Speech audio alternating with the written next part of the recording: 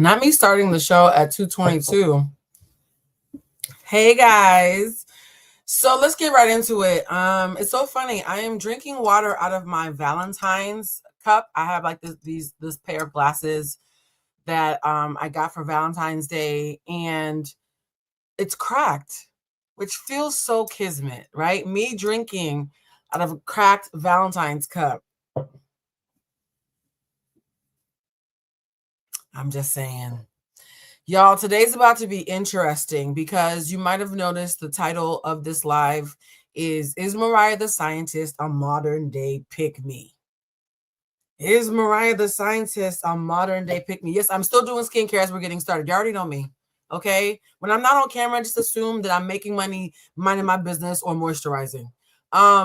Yeah, for those who have just come in, like the live, we are going to be answering that question. For those who missed our live from was it only 2 days ago? It was from Saturday.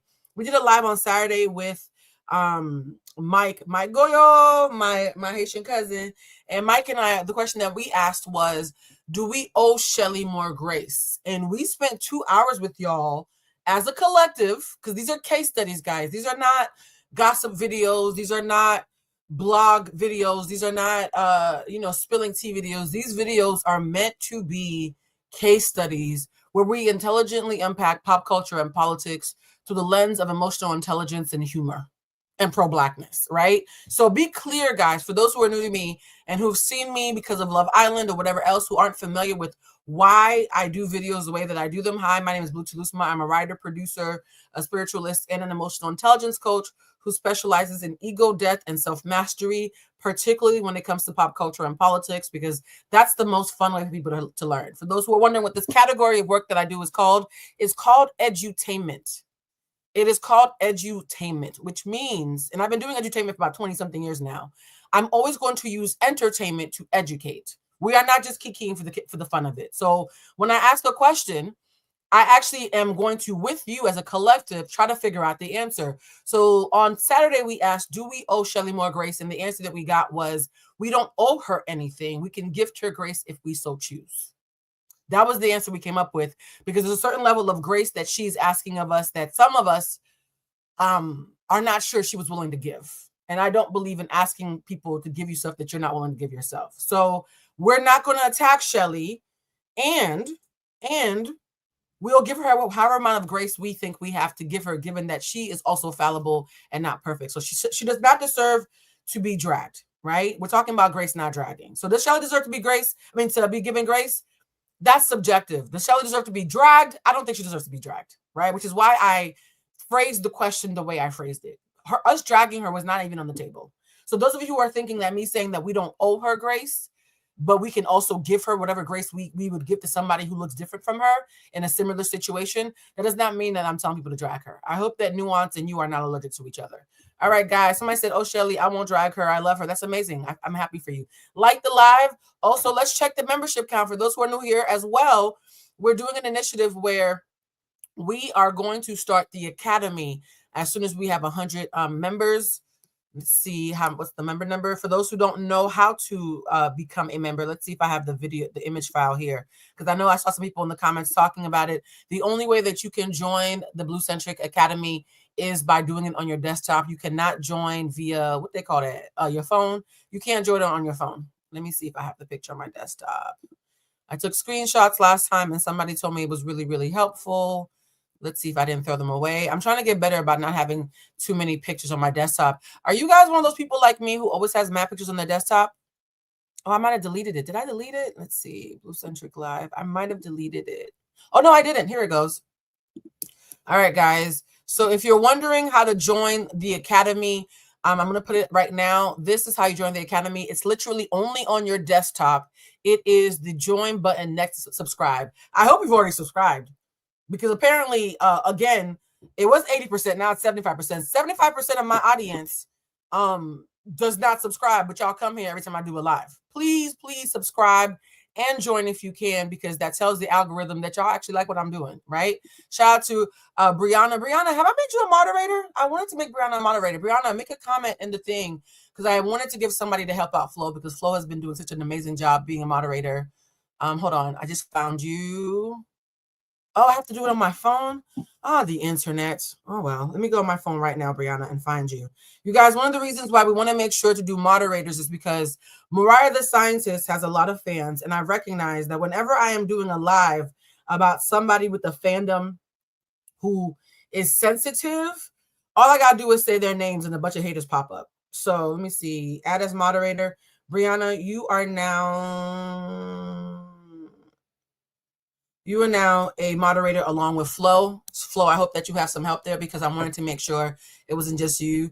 I did join in my Droid. Oh, your Android lets you join. Maybe it's an Apple thing. All right, guys. So you know how we do this. Mother loves receipts, right? Y'all have already seen me do 5-hour and 46-minute and 46-second lives with no receipts, just talking off the dome. So I can talk with no help very easily. And though, for people who come to me to learn about emotional intelligence, but who are not well versed in pop culture, that is why I have receipts as a recap for those who already know, and also as a catching up for those who don't know anything about anybody that we're about to talk about, but you still came here to be part of the collective. That's why I've been doing more videos. Shout out to Kimberly. Thank you, Kimberly. You're a new face here. I love it when I see new faces. And shout out to the international folks too, because so many of you have told me that you wake up at all times of night to be here for these lives, and I do appreciate that. I will say this. My song of the summer, nothing beats a Jet 2 Holiday, because to me, Jet 2 Holiday is the song of the summer. Argue with your mother. My personal song of the summer is Burning Blue.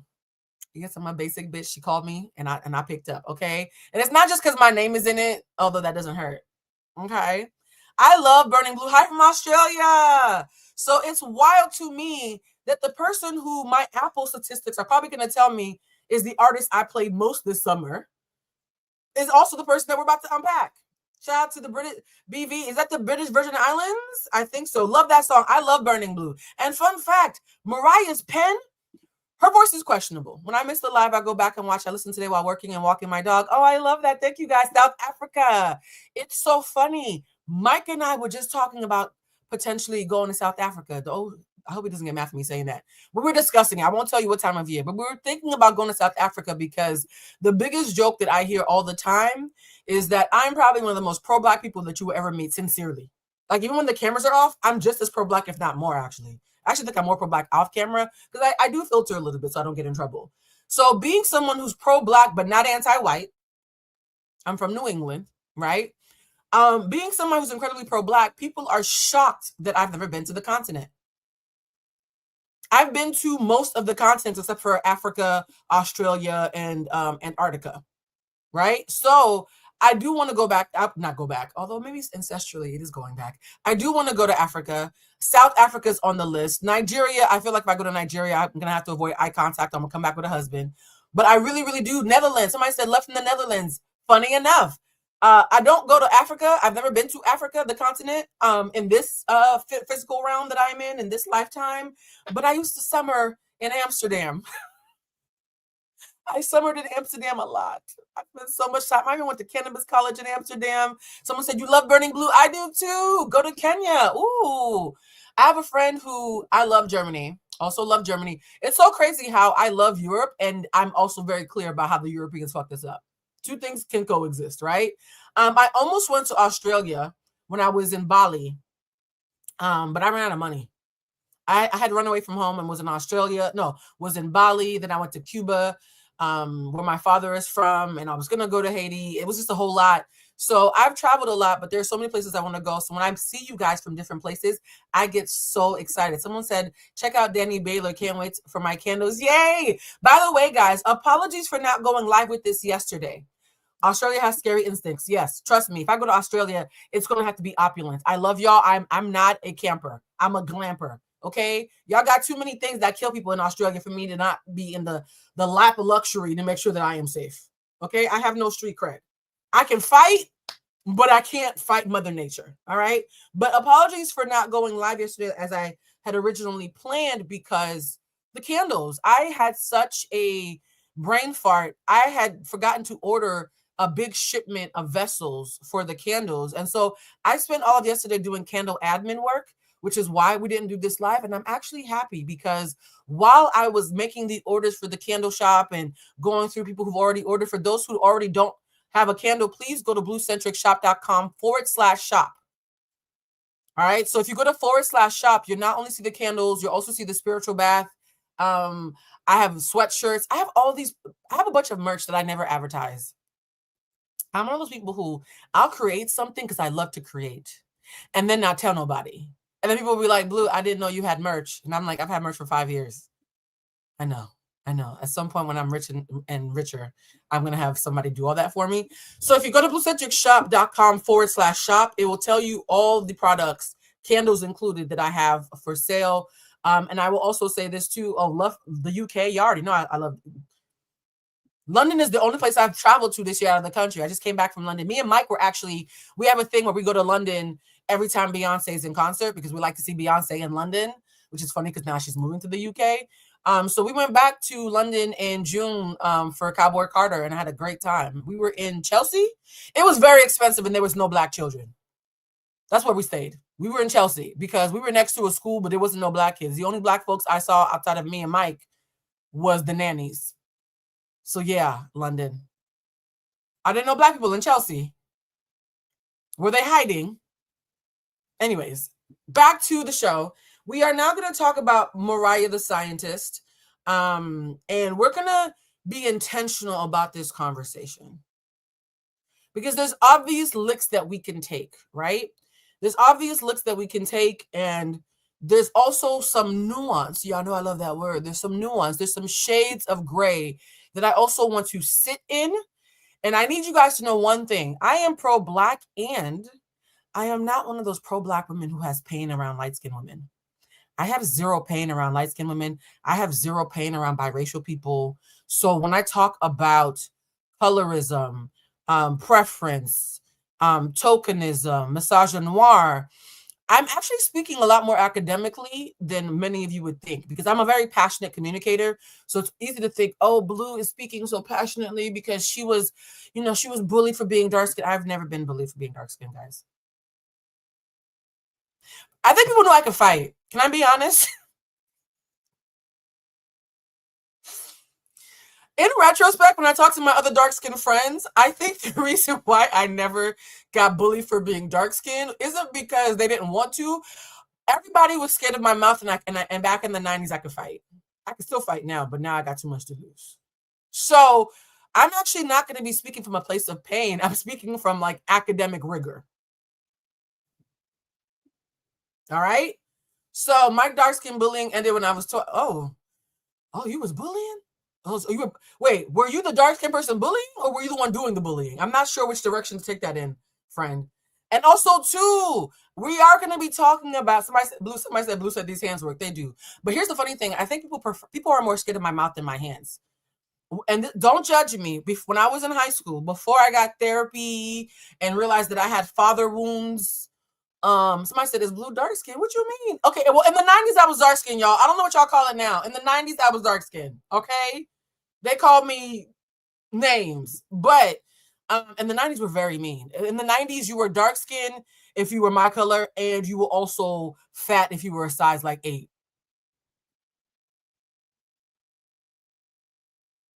Wait, are y'all about to do this again? Why do we keep going through this? Y'all, okay, we're not going to do the blue dark skin thing. It could be lighting. I haven't been outside much. I will say this, guys. I am Haitian and Cuban. My father is a bright-skinned Cuban man with yellow undertones. If I go to Miami, I am very dark. I tan this easily. So you guys are seeing me in my winter skin. But I do identify as dark skin. Okay, let me have this. Just let me have this. Honestly, too, I am dark skinned because if you saw me in person, child, we're not going to do this. We're not doing this. I'm not going to fight for my blackness. Somebody said she's dark. Only in this space would y'all call me dark for like a compliment. The world is so fucking anti-black. My mother, in my opinion, and the opinion of anybody with eyes, is the most beautiful woman in my family. My mother and my auntie. My auntie was Felicia Rashad's color. My mother was Lupita's. She's still alive. My mother is Lupita's color. When the prettiest bitch in the family is Lupita's color, and people keep telling you, your mother's so beautiful. You look just like your daddy. That's part of the reason why I don't equate being dark skinned with being a disadvantage or being a slight, because to me, I knew very quickly I was a shallow child. Part of me being autistic was I would see beauty without the rhetoric of anti-blackness. So if there was somebody who was light skinned and ugly and somebody who was dark skinned and pretty, no part of me was thinking that you were cute just because you were pale. Can we be honest? So part of my autistic brain is colorism is a little bit hard for me to subscribe to, because if you are attractive, I don't care what color you are. And if you ugly, I also don't care what color you are. Problematic, but true. So I think for me, part of what saved me, and this is part of the Mariah the Scientist conversation, what saved me from internalizing colorism as a personal affront was the fact that the prettiest person in my family was the darkest person in my family. And I was like, my mother is beautiful as fuck. Why the hell do I look like? Shout out to my father. He had his, he was rich and he was kind. I wouldn't call him handsome. He was rich and he was kind. Anyway, somebody said blue is medium brown to me. Are y'all really doing this in the comments right now? All right, let's start the show. Let's start the show. We're not doing the whole is blue dark skin thing. Just let me have this. So we are going to start by talking about Mariah the Scientist and what happens when your preference is a trap. What happens when being the preference is a trap? Because I 100%, whether we call her PickMe or not, we're going to, as a collective, unpack this case. I feel like I should have a theme song where it's like me with like a Sherlock Holmes goggles and we're just investigating pop culture cases. The case of Mariah the Scientist, a PickMe, here, we are now getting started. Let's first start off with the premise of Mariah the Scientist's relationship with Young Thug, who looks like genetic leftovers. That's the kindest thing I could think of. Jesus wept. Young Thug looks the way we were told to think Whoopi Goldberg looked in the 90s. In the 90s, they told us Whoopi Goldberg was ugly, and then we all got older and took some Africana studies and realized that she wasn't. Whoopi Goldberg is not ugly, guys. Every part of Whoopi Goldberg's face that you think is ugly is just because she looks black. Yes, he looks like genetic leftovers. I'm so sorry. I'm okay. Sorry, guys. I'm just saying what I think. Right? Jesse called him a drunk mistake. Well, I mean, it's giving alignment. So I just need you guys to know, Blue investigates. I like that. You guys not too much, because my ADHD loves the chat. I be jealous. Y'all be talking in the chat, and that's what I have to perform. So, because he looks like genetic leftovers, we have to admit that there is some conversation to be had about the ugly dark-skinned nigga to light-skinned pick-me girlfriend pipeline.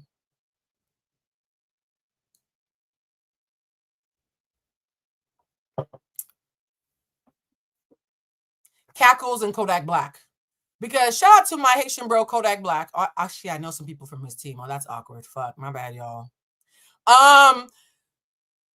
Kodak Black, the one thing I will give him is that the drugs that he took allegedly made him honest. And one of the most honest things that Kodak Black has ever said is, he said, I am dark as fuck. I want a light-skinned girl to dilute my bloodline because I'm black enough as it is. Yes, and the whole internet is calling him young lady whistle down. That's a thing that's happening all over social media. I think I heard Angela Yee calling him that this morning. I don't watch Bridgerton, so I can't speak on that. But from what I'm getting from the encapsulation is Mrs. Whistledown talked a lot of shit. We'll get into that in a second. But Kodak Black, I loved his honesty, because I prefer a man who admits that his preference is steeped in self-hate than a man who buys a podcast mic and makes me have to fight with him for him to admit it. Right? So, because he is an unattractive, conventionally unattractive, dark-skinned man, there's no part of me that's confused that he wants the lightest, brightest black girl that he can find. There are a lot of dark-skinned black men who want a light-skinned, I'm not even going to say pretty. Can we be honest? They just want light-skinned and cute. You ain't even got to be that cute.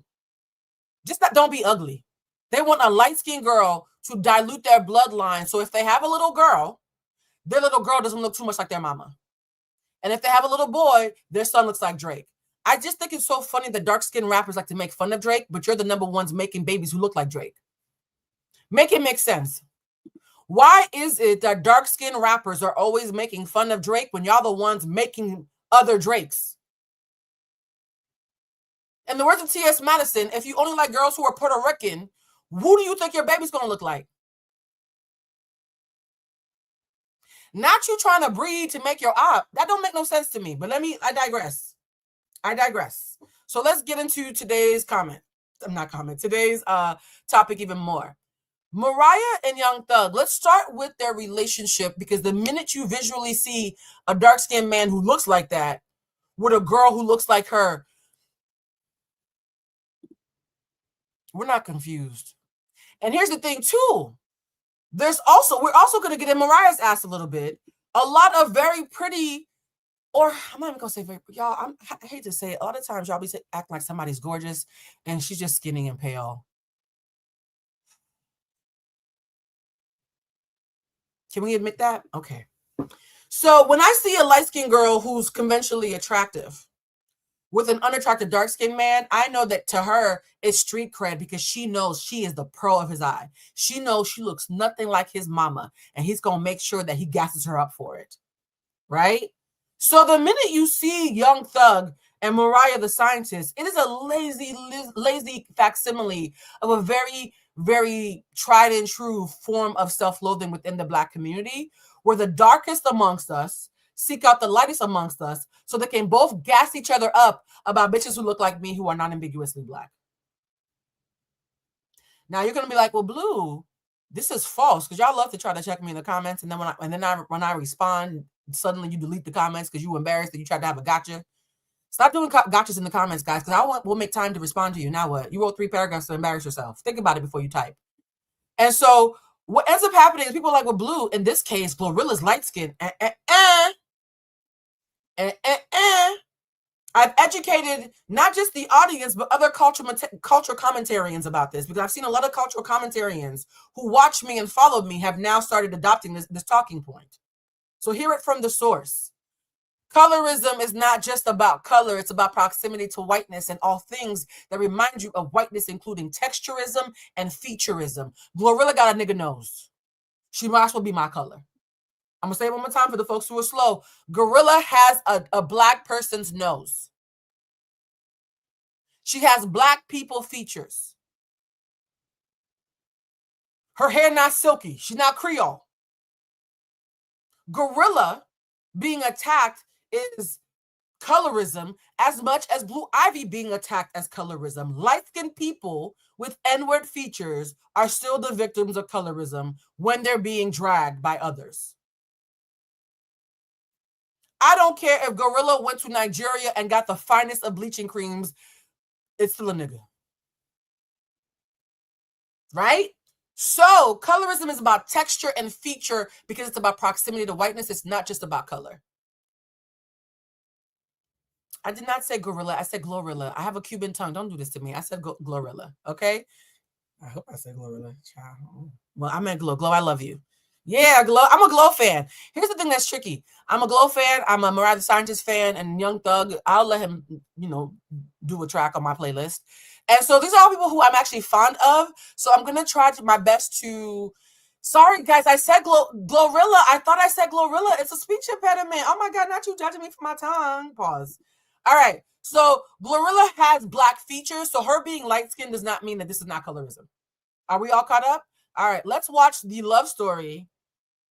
The love story of Coon and his favorite house Negro, a.k.a. Young Thug and Mariah the Scientist. Yes, I called them Coon and his favorite house Negro because to me, that's how I see them in my head.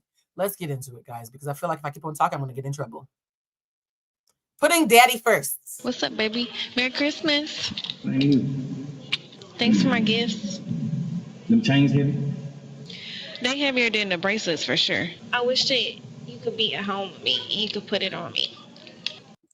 For those in the comments saying not Glorilla, that Mariah's not mixed, and her not being mixed means nothing during this live. We're a little bit more intelligent than that. She is a Black person, and clearly Massa slipped into somebody's room at some point.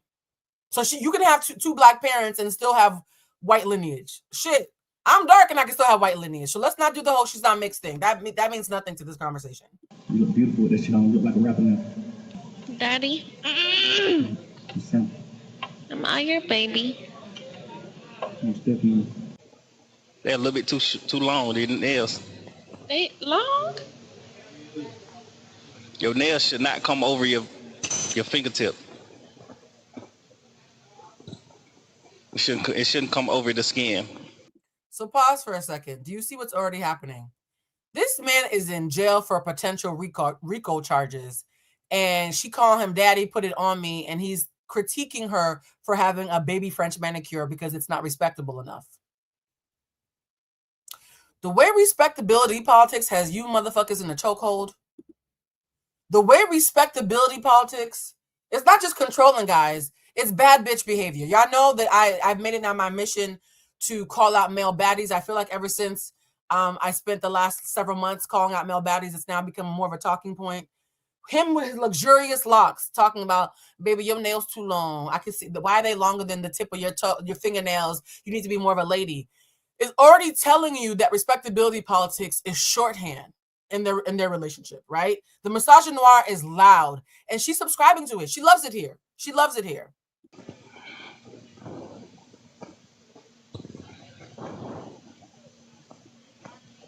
They're pretty short though, but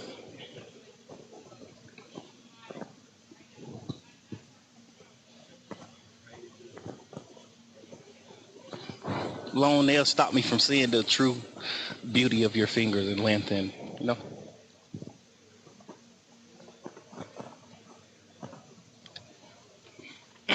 They should be shorter for real.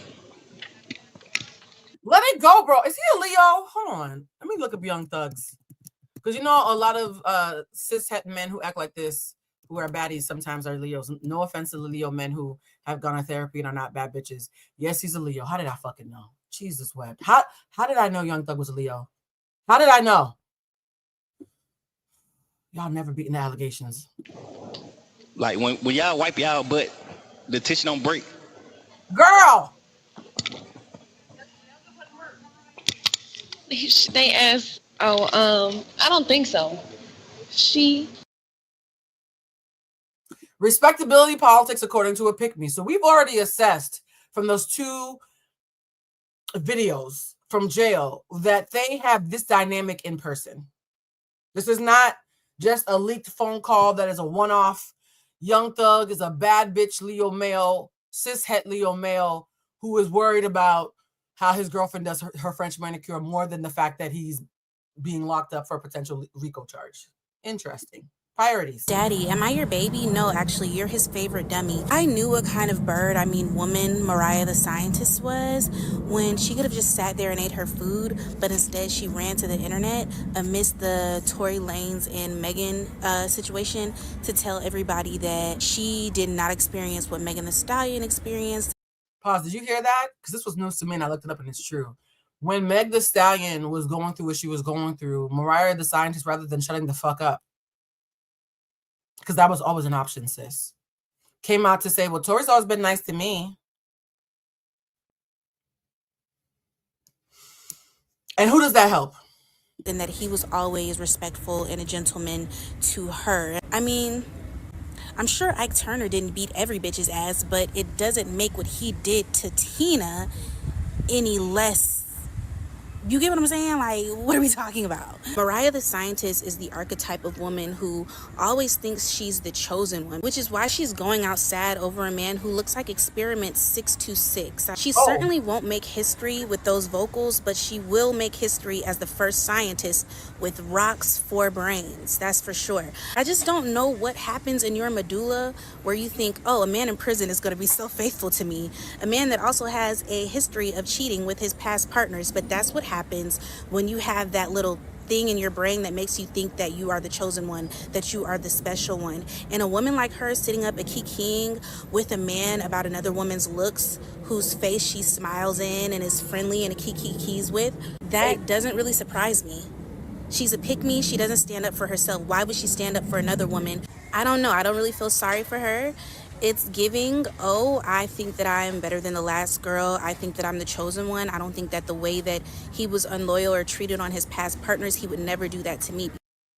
Here's the thing about this, guys, and this young lady is right on so many fronts. The reason why women like Mariah the Scientist, when they hear that Meg Thee Stallion has been allegedly shot, her first reaction is, well, he's always been nice to me. It's, oh, well, I'm not the kind of girl that gets treated like that. I don't know about you, sis, but men don't treat me like that. I'm different. I'm special. Maybe if you were more of a lady, maybe if your nails were shorter and you called him daddy, at jail, this wouldn't happen to you. Because I'm me, right? And unfortunately, the hard lesson here, the canon event here, is that it had nothing to do with you being special. It's because he thought that you would be dumb enough to stay. Here's the thing that's always so interesting about this. Next to Kodak Black II, my favorite N-word admission about how colorism and anti-blackness fuels preference. Because I love it when men tell the truth, because we can't have a conversation until you acknowledge the truth. Quincy Jones, Lord, I didn't eat an edible today. What the fuck? Because I've been doing client readings all day. So I've been doing readings since 10 o'clock this morning. So I think my psychic brain is still buffering from doing so many psychic readings today. Quincy Jones, legendary and also color struck. Before he passed away, confessed a lot of shit. Number one, he alleged that Marlon Brando and Richard Pryor were having sex. That's awkward. He also confessed that him and all his boys, Sidney Poitier and them, would intentionally date white women and it had nothing for love. He said, me and my boys in the industry would intentionally date and wife white women just to spite black men. It's bad enough I got your money, now I got your bitch. And it had nothing to do with love. It had nothing to do with the women. It was men fighting with other men and weaponizing white women as trophies. Black women are not trophies. And that's how we ended up with Kadada and all of them. All those mixed race little girls who were born out of that were not the product of love is love. This is one of the reasons why, and I will do a video of this, why I don't enjoy a lot of Shonda Rhimes' content about her acting like biracial babies are going to solve the world. They're not. Biracial babies are often just evidence of anti-blackness, right? And I've said this in front of Bridget and all my biracial friends. They know this is how I feel. And so in a world where men like Quincy Jones, before they die, feel compelled to admit, Blue was right. We weren't running towards love. We were running away from niggas. Right? And here's the thing. You don't have to be colorist just because your daddy was. Right? So the reason why I have so many biracial friends is because I love them enough to say, so let's talk about your parents. Did your daddy love your mama, or did he just not want to have black babies?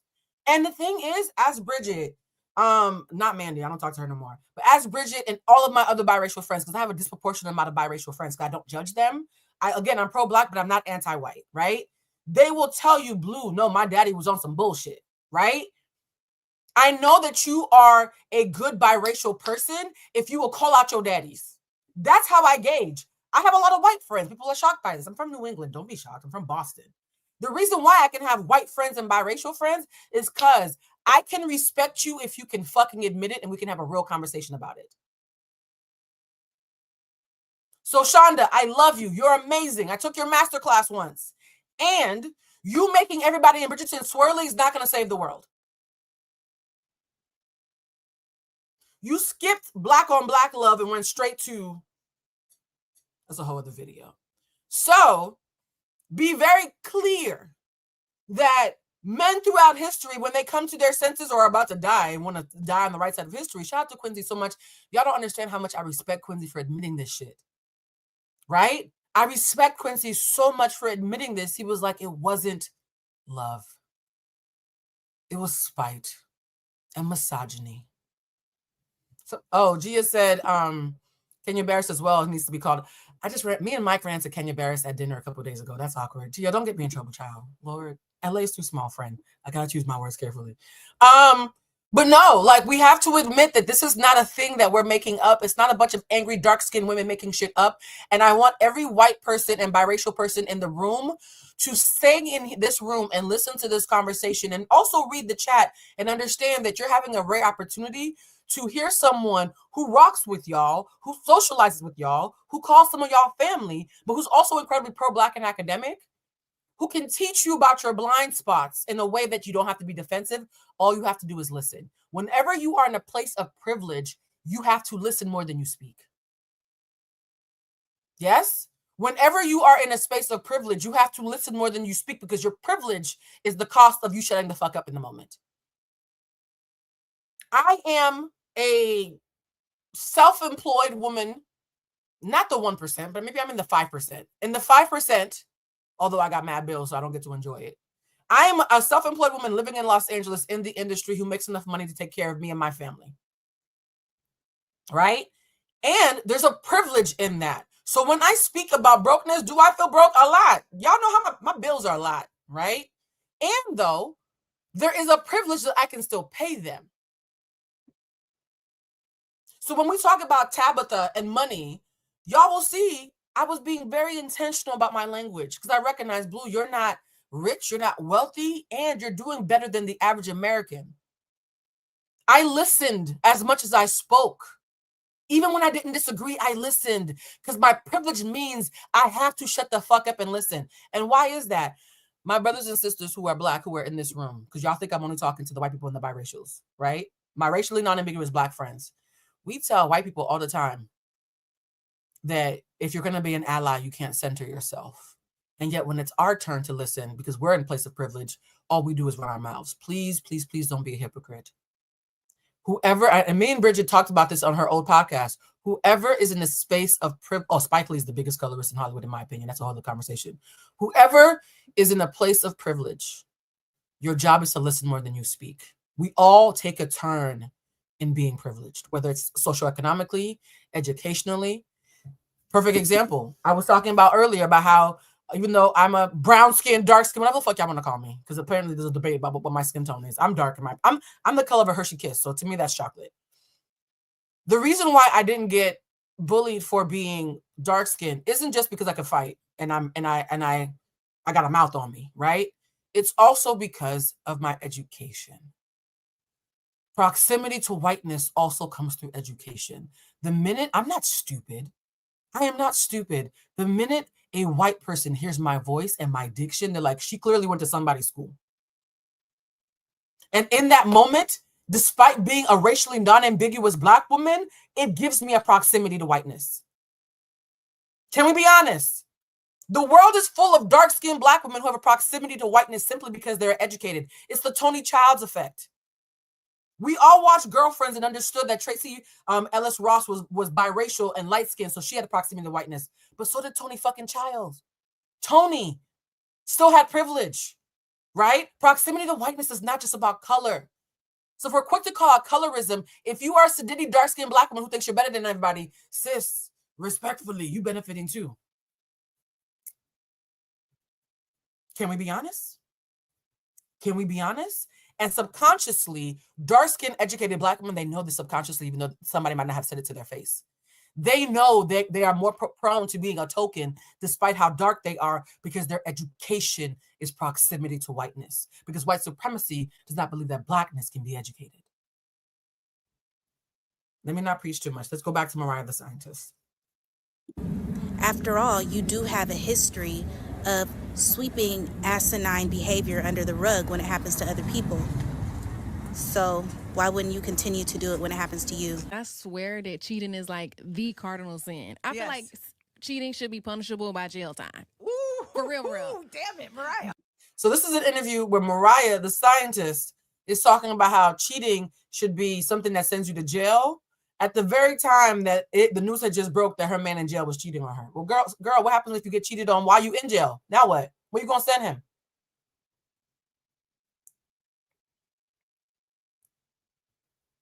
You just said cheating should be punishable by jail. Your nigga cheated in jail. Now what?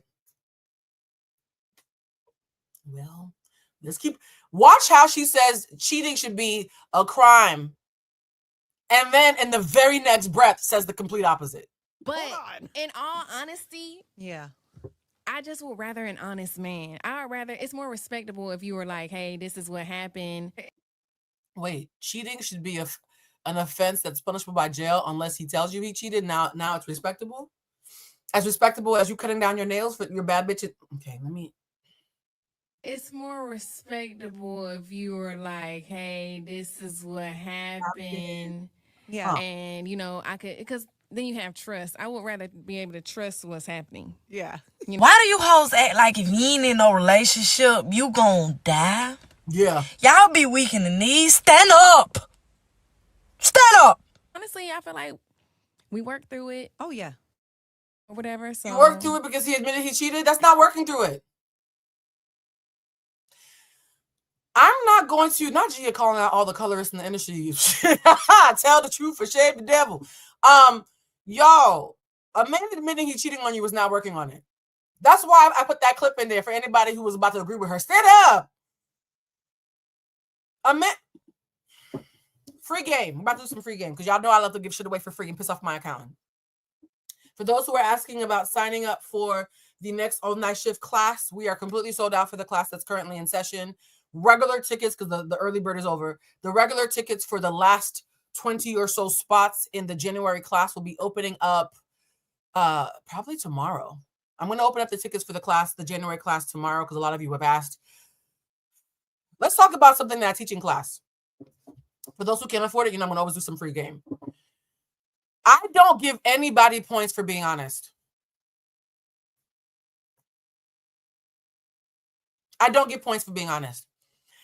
Saying that you admire somebody because they're honest, to me, is basic bitch behavior. That is so fundamental. Because why? Why do I not give points for people being honest? Number one, because people weaponize honesty and use it as the number one most effective manipulation tool. Honesty is the best manipulation tool in the whole fucking arsenal. Honesty is not just basic, it's also misleading. Sometimes it's not what you said, it's why you said it. Not the people like to say it's not what you say, it's how you say it. I don't even believe that because I know a lot of really, really stoic fucking manipulators. Some of the biggest narcissists I know say things in a calm voice. I'm so calm. I'm so calm. Right? So I don't give you points for being honest. Fuck what you said. I don't give you points for being poised. Fuck how you said it. I only give you points for why you said it. Right? A manipulator will be honest. A manipulator will be stoic and calm and reasonable sounding. What a manipulator is going to be caught is when you identify their intention. So this is what we teach in class. Honesty by itself doesn't mean shit to me. Here is how you differentiate between the kind of honesty you clap for versus the kind of honesty that makes you say, red flag, why are you being so honest? When honesty is honorable, it is a bridge. You guys write this down. When honesty is honorable, it is a bridge. I am being honest to connect the dots with you, to provide you clarity, to acknowledge what happened, and to strategize how to improve moving forward. That is a bridge, right? So when honesty is honorable, it is a bridge. The intention is to clarify and connect. I teach this in class. Some of my OGs are in here, right? I only clap for honesty when it is a bridge, when it is meant to clarify and connect. When is honesty bullshit? Honesty is bullshit. Honesty is dishonorable when it is weaponized like a sword. Not a bridge, a sword. If I'm taking the truth and I'm shanking you with it, fuck you. Fuck you and your truth. Make sense, guys? When honesty is a bridge, I clap. When honesty is a sword, fuck you. It's that simple. So I don't care about how you told the truth. I don't care that you told the truth. I care about why you told the truth. Why are we here? Because without it being a bridge, it is fruit from the poison tree. Somebody else can tell me the truth. I don't need to hear from you. Make sense, guys? And so when she says, I give you points if you're honest, she's showing in that moment that she's a dummy emotionally because he's using honesty as a shield from him taking responsibility. Because swords have shields, guys. People who weaponize honesty as a sword also are using it to shield themselves from accountability. Make sense, guys? If you walk up to me with a sword and a shield talking about, I want to tell you the truth, I don't want to hear it, child. You're going to call the lady.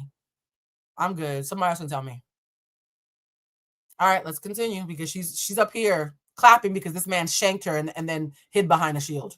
It's a lot that came with them jail videos, all that stuff. It was a lot. Oh, I know. Oh my gosh, it was too much. Yeah. You know, it almost was the end. Yeah, I was gonna say, Absolutely. there were some things, and Right. I didn't know how you were going to react to them, but you saying that shows you're human.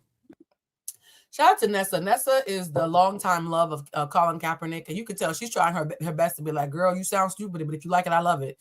As an interviewer, it's always tricky when someone says something blatantly toxic, and you're like, oh, man. Well, girl, you live in your truth. If you ever see me say, well, you live in your truth, huh? Just know that I was struggling to find a lie, because I'm not good at lying, so I was just trying to be polite. Right? Like, you don't know. You're like, what? Huh? Right. It was what it was, you know? Yeah. It was. So. And now he's embarrassed you again. The girl, Gorilla, she. Yeah. Why do people say she pretty? That bitch ugly as fuck. Y'all hear this video? Why are people saying she pretty? I think that bitch is ugly as fuck. You are in jail, sir. You are in jail. And Glorilla had back-to-back hits the entire time you were in jail. Why would a man who used to be at the top of the industry and who is now locked up in jail be talking shit about a girl who's #1 in the rap game in the way that he used to be? I wonder what his motivation is for him telling the truth. Is she ugly? You said it. You think she ugly? Like, yeah, they say she ain't ugly. People, niggas be saying she ain't ugly. That bitch ain't nothing. They be saying she look like Rihanna. They be saying she looks like Rihanna. The day in question is Glorilla. Glorilla said that people tell her she looks like Rihanna. In this moment, Mariah's not lying, but we all know she's saying it to clown. She's telling the truth, and she's weaponizing it to clown Gorilla. Man, be like goddamn Rihanna. Yeah. Man, watch out. Oh, man. She look like Rihanna. Long ass, bullshit ass wig, skinny shit. Goddamn. My fucking turban's coming off. Head, big mouth. Man, watch out. Why are you clocking her so much? It's crazy. They probably niggas really running around sneaking with her too. She on the hammer. Did you hear what he said? There's about to be N-words running around, sneaking around with her. Young Thug, why are you in jail thinking about who's sneaking around with Glorilla?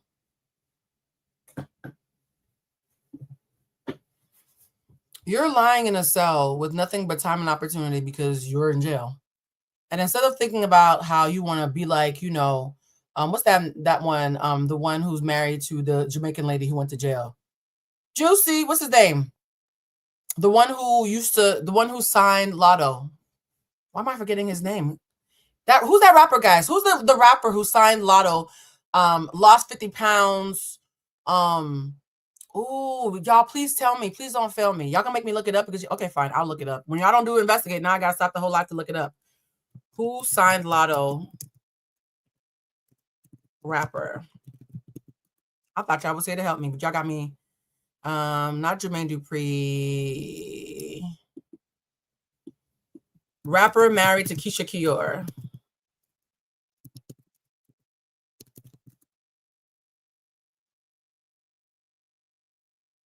Who's Keisha? Gucci Man. There we go. Sorry, guys. Not y'all finally figuring it out after I done looked. Y'all not helping fast enough. I thought we were investigating together. Y'all leaving me out here to fight for myself. I looked in the chat. The chat took too long. I was looking in the chat. Y'all gotta be quick. Okay? I'm an Aries Mercury. Y'all gotta be quick. So Gucci. I thought that Young Thug, honestly, was going to pull a Gucci Man. I really did. Y'all can stop saying it. I was faster than that, okay? I thought Gucci was going to be the blueprint where Young Thug was going to, or even like Gunna. I thought he was going to pull a Gunna. Gunna came out looking like he got a Drake BBL, right? Like Gunna was snatched. You could tell he was drinking his coconut waters. You could tell that he was, you know, doing all this stuff. So I'm thinking, okay, Gucci went to jail, came back snatched. Gunna went to jail, came back snatched. Why does y'all know how I feel about misogynistic men who are bad bitches always end up looking like soft studs? Y'all know how I feel about this. The misogynoir to soft stud pipeline is loud. It's loud. If you think enough like a bad bitch, you start looking like one. So just be clear that, like, I was disappointed to find out that instead of him doing push-ups, somebody said there's a delay. There's a delay, guys, because I'm looking and I'm seeing a delay. So I just need you to know that a lot of people thought that he was going to come back on top. Instead, he came out with titties and gossip. He came back with titties and gossip. But here's the thing. If my man was in jail and was talking like this, I would be turned off. Instead, she's kikiing and reveling in being a preference. And this is why being a pick-me-sha gets to you. Because being a pick-me-sha, as long as you the baddest bitch in his eyes, you don't care about the other bitches. Oh, yeah, I'm sure some other niggas in her DM and stuff. Probably. You know, but I be feeling like sometimes a lot of niggas like that, it'll be like, if the girl was regular and you weren't trying to fuck with the girl, you know, it's just like she got a number one song and, you know. Did you hear the what she said? And I apologize for keep on stopping. If the girl was regular, y'all wouldn't care about her, but just because she got a number one song. This was the moment, that was the line where I realized, oh, you're both haters. You're both haters. If my man tells me that my homegirl, and we'll see in a second about how they're actually friends. If my man tells me he thinks my homegirl is ugly, no part of me is thinking to say, well, you just like, people just like her because she got number one song. Why am me and him worried about her so much? The hate is loud here, guys. It's impossible for y'all to spend 3 hours watching me dissect me and Jeff and Lulu's last podcast where we were friends and not clock this in the same way. Let him. Man, bitch ain't talking about nothing. I would not pursue her at all, ever. I would not pursue her at all, never. Is the judge in the room? Who are you defending yourself to? You see how his voice went up? Nah, I would not pursue her. Nope, I wouldn't pursue her. Nope. One thing about a Leo man, if he starts getting excited about what he wouldn't do, he did it. Man, watch out. Watch out. That's man. All the shit I seen about him. Nobody asked you. Seen a video of walking past, that big ass mouth, just like always laughing, looking at that bitch. He said, I saw a picture of her walking, minding her business, smiling and being happy and shit. Stupid bitch. Why are you mad? So let me get this straight. You saw a video of Glorilla, who had a number one hit at the time, walking and smiling, and it pissed you off enough for you to talk to your girlfriend about it.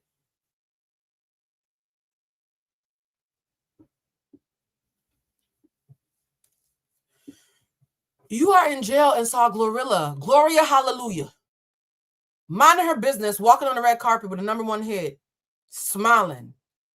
And in the words of Michael Jordan, I took that personally. What? Bruh, is you okay?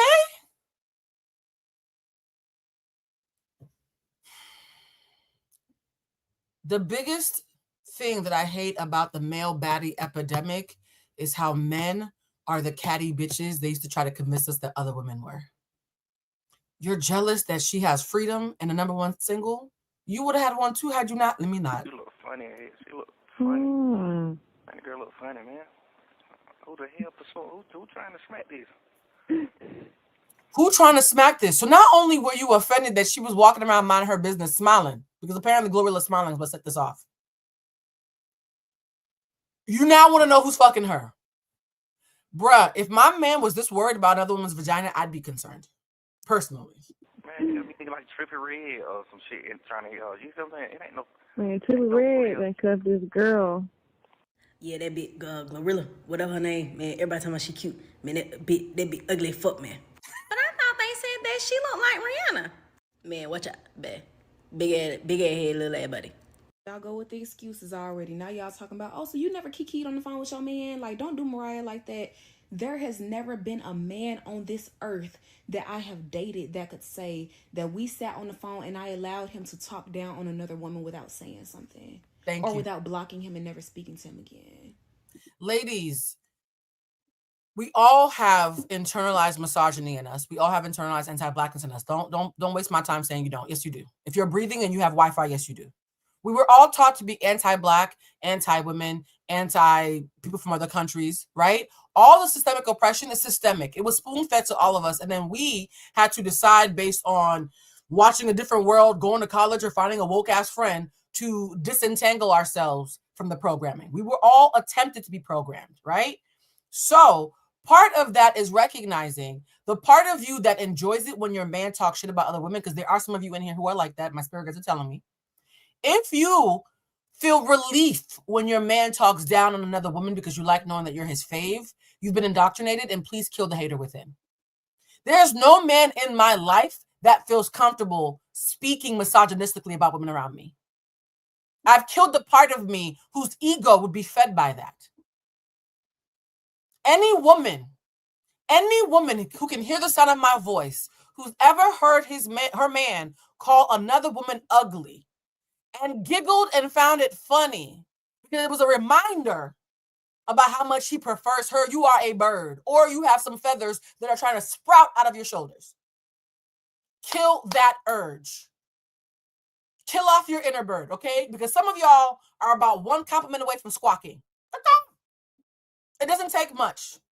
Let's not act like Mariah the Scientist is the only one amongst us who has felt relief when their man talks shit about his bad bitch coworker. I once asked someone I was dating why he thought my homegirl, who was beautiful as fuck, was single. I was like, yo, I don't understand it, bruh. She makes good money. She's gorgeous. She's kind. She's funny. Like, if I was a dude, I'd be on that. Like, why can't she find a... I don't get it, bruh. I don't get it. And he was like, and he went in on her. And he was like, you know, unlike her, you are more of the kind of... I said, oop, not too much. Not too much. Not you talking about why I'm more the kind of girl a man would like than she is. Don't like it. I said, not too much. Oh, he was a Leo too. Fuck. Oh, this is awkward. He thought he was giving me a compliment about why he thought that I was more wife material than her. And I said, it's possible for you to answer my question without doing that. It is possible for you to answer the question I asked about my fucking friend without you pitting us against each other. Awkward, huh? I thought I asked a man a question and the bad bitch answered instead. That was the last time I ever asked that man anything about anything. The girls shit for some people is only for the internet or only for the optics, but in real life, some of us genuinely do not stand for that shit. What do I look like as a woman listening to you talk down on another woman? Why would I sit on the phone and listen to you tell me a bitch is a bitch to my face? Because it makes you feel like you were the chosen bitch because you're not her. And sit there and say, why would I do that? I want you to sing my favorite song. I just love you. I'm so... Now, here's the girl that was just talking shit about. Now look at them. Glorilla, #1 song in the country over and over and over again, okay? There were old white men in Nebraska lip syncing to Yeah Glow all summer. And at the same time, Glorilla's like, yo, Mariah got a new song. Last summer, I had the song of the summer. This summer, it looks like her song might be the song of the summer. For me, it was. Mariah, respectfully, I love Burning Blue. And Glorilla thinks, oh my God, I'm going to pass the torch to my homegirl. I know what it's like to have a banger for the summer. Let me bring Mariah out. Whole time he was talking shit about her with your dude. Nasty work. Happy to just be doing this with you right now. Oh my God. You said what? You look so good. I just love you. You look so good. You look so good. I love you so much. My man thinks you ugly though. He think you look like a bobblehead. He think you look like you're missing the chromosome. My man, yeah, he thinks that you and him look like siblings because both of you look like you're developmentally challenged. Like, are you serious?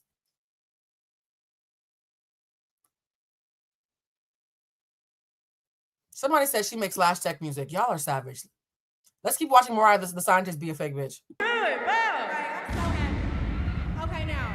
Yeah, I want you to sing my favorite song. I should do the other one? Uh-huh. Okay, you ready?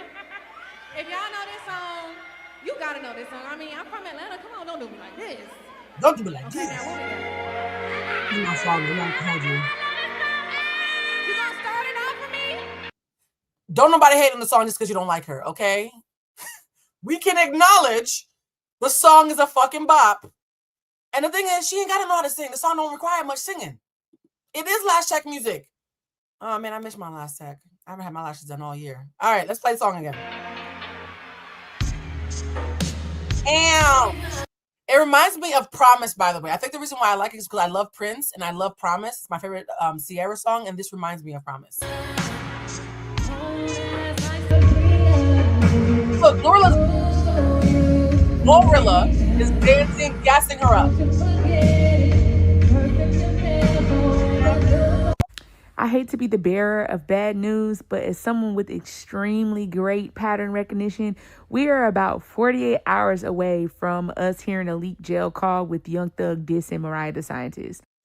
I agreed. When this video came out 3 days ago, I was like, girl, I thought it was just me. Shout out to all the pattern recognition girlies who were like, 3 + 3 is 6. Because I was like, no, she's next. Whoever's leaking this is building up to the leak about Mariah. Or saying something negative about her, or pillow talking on her to another woman. Like, oh my God, I don't know who he pissed off in those Atlanta jails, but every single time I get on Twitter and TikTok and I hear a new phone call leak, I realize that this is about to go down the drain and fast. Oh my God, it's almost on the track of him about to be locked up again. Oh, I want to see if Mariah gonna forgive him for what he said, who he'll leave her for. Let me tell you, so Wack 100 is friends with Jason. Wack chooses violence often, so I'm not surprised that Wack is in some way involved. If there's a tape being released in hip hop, this motherfucker knows something about it. So I'm not surprised he's speaking on this. I want to see if Mariah gonna forgive him for this. Yeah, it's coming, Mariah. You think you looking like a fool now? Him telling you how ugly Glorilla is, and the whole time this thing got calling her to ask her what color her eyes is. He ain't did a public apology to nobody but her. You know why? When she shot back at him, she was letting him know, you know what's in my phone, nigga. Keep playing with me. Did you hear that? The only person that Young Thug responded to was Glorilla. Y'all saw how quickly Icky responded to me when I was on Threads? People know who got receipts. People know who got receipts. If somebody who don't never say nothing, who's never in no mess, says something and you immediately respond, it's because you know that they're only talking because they got receipts. So I 100% agree with Wack on this. Mariah can't be that stupid that like you ain't apologized to nobody publicly but her. Once she shot back, he's trying to suppress everything she got. But we gonna let you know what Thug really feel about you. Now, Mariah, I know I didn't just watch a video of you co-signing of Young Thug calling Glorilla ugly. And not only are you on the phone, you think she ugly? You turn around and say, oh, well, you know how it is when a dude would have never dealt with a woman, but then she hits #1 song and now they want her. You know, I used to feel sorry for you because I used to feel like you got entangled with somebody who was not only your polar opposite, y'all didn't fit aesthetically, and he has no room, when I say not an inch in a room, to talk about nobody being ugly because he is hideous. That's one. 2, you such a bird brain and a pick-me. Yikes. Now, because we starting to see you for who you truly are. Let's start there. 2, when a man unprovokingly talks about a woman in a way that he has, let me teach you. He either one of the 2 things. He either likes her and he's trying to make you think that he doesn't. So you don't think that he's attracted to a certain type of thing. But normally when men talk about a woman in the way he was, unprovoked, those be the type of women that he'll tell you, oh, she look like this and look like that. But then, and that's why a nigga whose whole brand is I like big girls run out to Mexico with a size 2 in a yellow bikini. Child, don't ever think just because she looks nothing like you that she's not a threat, honey. And he'll turn around and cheat on you with her. Goofy. Or 3, he's jealous of her. That, I think, is actually the most accurate. I think it's the fact that she curved him. Y'all know how I feel about fuck you sundress. For those who are new here, fuck you sundress is what we call it when a man or a masculine energy, because it's not just men, it's anybody who's masculine. Shout out to the toxic lesbians who live amongst us. When masculine energy is trying to hit on you and you in a sundress and you're like, oh, I'm sorry, I got a man. Suddenly it goes from you so beautiful to, well, fuck you then, sundress. A lot of times with fragile masculine energy. Now, shout out to all the people who are not fragile. When fragile masculine energy is rejected, it goes from, ayo, sundress, to, well, fuck you then, sundress, in the blink of an eye. Every part of me believes that what he said about Glorilla is a fuck you sundress. And all of her success. Because while he's sitting in jail behind bars, she out here making top hits and number. Pause. These are connected, guys. He's wants her because he's jealous of her. A man who cannot best you wants to consume you, to eat your light. Bluecentric chapter 316. Okay? Unfortunately, I could write a book on this one topic alone. A man who thinks will tell you, oh my God, Blue, girl, I love your energy, and then do everything to eat your energy and consume it for himself. I think he only wanted her because he was jealous of her. I don't think that, because the order matters. I don't think that he was attracted to Glorilla and then she happened to have a #1 hit. I think he wanted Glorilla sexually. He wanted to dominate her sexually because she had a #1 hit. Y'all have to understand that for a lot of fragile masculine energy, I'm not saying male or men because this doesn't just exist in men, right? Gender nonconforming and queer folks hit me up every fucking day and tell me this. When masculine energy is fragile and it perceives power in feminine energy that it thinks it deserves instead, that it feels entitled to, it will become attracted to it simply to consume it and override it. It's a sickness. And unfortunately, yeah, I know a little bit too much about this. One songs. As he was of every single artist at that time while he was locked up that was still out doing music and popping it and doing great while he was locked up behind bars. And he set up and talked about everybody, was jealous of everybody and tried to tear everybody down, including Gunna. And you just, you're a pick-me. This is for my ladies. That Mariah The Scientist, that Glorilla and Young Thug situation, let me tell y'all this. A man that always bring up a female, another female, not your ass, but another female unprovoked, without you asking, without bringing the bitch name up, that phone call, he literally said, oh, you and Glow, da-da-da-da. And then he started getting into, oh, she's so ugly. Here go Mariah. Oh, you think she ugly? Y'all hoes, let me tell y'all, bro, I know people like this in real fucking life. The whole time this nigga calling this girl ugly, the whole time he saying, oh, she's skinny, big ass head. Mariah The Scientist, I'm gonna hold your hand when I say this. He wanna fuck her. Yo, nigga wanna fuck her. Cause that's what it's giving, bitch. Them niggas be mad because he can't get a bitch like Glorilla. Yeah. He be mad whether her aura too much. He be mad whether she dissed him. He was, like she said, Glorilla said. Exactly. Him talking about Kendrick exactly proves my point. If it's a man, he's going to be like, why he not putting other niggas on? Drake put everybody on. Yeah, and you saw the way that got Drake, child. Drake didn't have no boundaries, and they cannibalized his ass, right? So if you're a man, he's going to speak as if you are not a real nigga who wants to help other dudes. And if you're a girl, he's going to try to holler at you so he can consume you. Young Thug was in her messages, all that. Baby, I just have a feeling. Glorilla probably don't even give a fuck to give it no attention. But I have a feeling that this nigga tried to reach out to her and be on some timing with her. And she like, hell nah. And that's why he mad. Y'all women, when y'all be pillow talking with y'all nigga, them niggas 9 times out of 10, any bitch he dissing to you, he want to fuck her. If you're on a date with a man or masculine energy and another woman is constantly being centered, even if he's centering her to talk down about her, why is he thinking about her on y'all's date?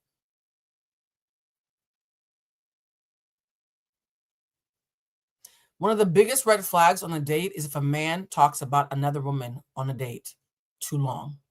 I don't care if he's talking about his deadbeat baby mama. He still wants her. Why is she top of mind while I'm sitting up here with my cleavage out smelling good? Nah. It's not rocket science. These niggas are too easy. 1 + 1 = 2 easy. Yep. Now the preference trap. Let's talk about how Mariah the Scientist. Let's get into it, child. I was supposed to go to the bathroom during one of those videos. I'll do it during this video. Mariah the Scientist is a tragic mulatto. I was trying to find a nicer way to say it. God didn't give it to me. A tragic mulatto is a very derogatory term. I didn't make it up. I just work here. For light-skinned people who act like white people who have oppression envy. What is oppression envy? White supremacy means that you have access to everything except for oppression, systemic oppression. You can be oppressed for being broke, but it's not systemic in the same way that it's for people who are black, right? I always say that the thing about whiteness versus blackness when it comes to oppression, because white people go through stuff as well. Martin Luther King famously said that poor white people have more in common with black people than they think. But oppression envy works in a way where you think to yourself, well, bad things happen to me too. So why do black people act like bad things only happen to them? Pro-blackness, calling out white supremacy, means we're not saying that the bad things don't happen to you because you're, even though you're white. We're saying bad things don't happen to you because you're white.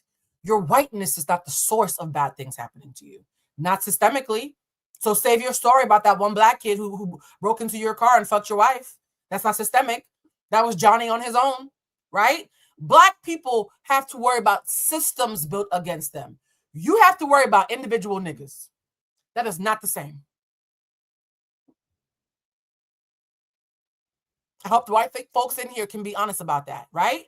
When a black person is oppressed, it's because an entire system was built for that to be so. Their oppression is by design and was the entire point. When a white person is oppressed, it is a fluke. It's individual niggas. That is not the same kind of pain. That is why poor white people, despite their poverty, still feel more akin to white billionaires than to black and brown people in their neighborhood of the same socioeconomic class. Because subconsciously they're thinking, I was gypped. My whiteness was supposed to entitle me to being wealthy.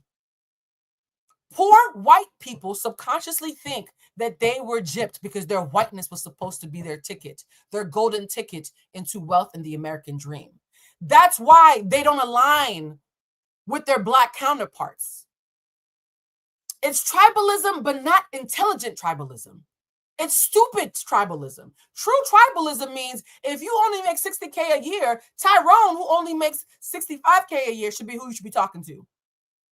Not Donald J. Trump, right? If it was actual tribalism, it'd be the person in your same socioeconomic class in your same neighborhood. But because white supremacy has taught you that whiteness is supposed to afford you luxury, when a white person is broke, subconsciously until they do the work, they're thinking this is unnatural. But I'm white though, what the fuck? How am I here living in the same housing complex as all these niggas? They might not say it to themselves because they want to believe they're good people. But even when you meet a poor white person, there's a level of entitlement that they naturally have, even when talking to rich black people. And so that is oppression envy, because they're thinking, why is it when I'm broke, nobody feels bad for me, but when black people are broke, everybody feels bad for them? Because you are mad at Tyrone. I am mad at a global system built against me. Again, they are not the same. And what happens to people like Mariah the Scientist, who, despite having two black parents, has a proximity, because race is not just about genetics, it's also about society and culture and optics, right? Because race is a man-made construct. Y'all love to say that. Race is a man-made construct. So is money, and I still have to pay my fucking mortgage every month. Something being a man-made construct doesn't make it any less valid or harmful. Why do y'all keep saying that dumb shit? Race is a man-made construct. So is language. So is time. So is money. I still have to watch my mouth, show up to meetings on time, and pay my rent. Who told y'all that something being a man-made construct somehow meant that it didn't have an impact? Stop saying that. You sound stupid. So when you are dealing with someone who has a visual proximity to whiteness, regardless of her parents, I don't give a fuck if she's mixed or not. I really do not give a fuck, right? When someone has a visual proximity to whiteness, they also find themselves subconsciously ingesting oppression envy like white people. They want the luxury of benefiting from the proximity to whiteness, while also the luxury of complaining. But I'm still black though, so I want to do both. I want to have white privilege and also be a nigga and complain. I want both. Privilege makes you greedy, guys. Privilege makes you greedy, guys. The reason why DEI pisses off so many white folks is when you have a head start and there are rules in place so that we all start at the same place, equity feels like an attack because having a head start is your norm. So the fact that systems have been put in place so that we actually start at the same place, that feels like you're losing something. When you are in a place of privilege, equity feels like a loss because you're losing your advantage in that moment and you feel entitled to the advantage. So Mariah the Scientist loves to be with street niggas who are known for being colorists, who she knows are picking her because of her proximity to whiteness, and in the very next breath, go to every fucking interview and complain about us clocking her proximity to whiteness. Girl, which one is it?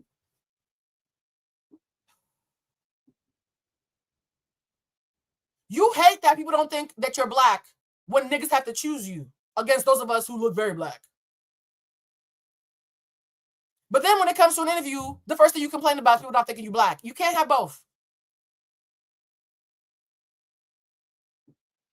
So let's watch Mariah the Scientist play out her tragic mulatto narrative that, oh my God, life is so hard being light-skinned because I'm the only light-skinned woman who's ever existed in R&B music. And I can't believe that people see me like an alien because they've never seen a light-skinned woman look like me. The 90s didn't happen. I'm the first not light-skinned bitch who can barely sing to have a mic in front of her. Girl. What do you think people get wrong about you? They think I'm not black. How? No, I guess they ain't never they seen think I'm light racially skin. ambiguous. And so oh, you're right. They don't be knowing. I feel like that's the number one thing. Both of my parents are African American. I'm gonna put that out there as well. There's like this running joke that there's a lot of women that look like me, right?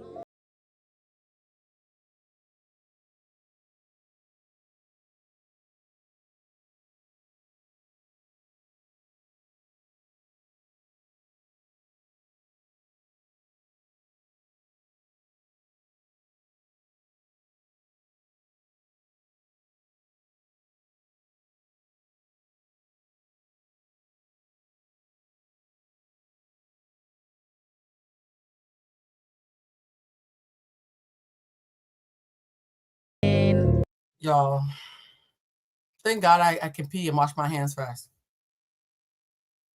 Did y'all hear what this girl said? Did y'all hear what this girl said?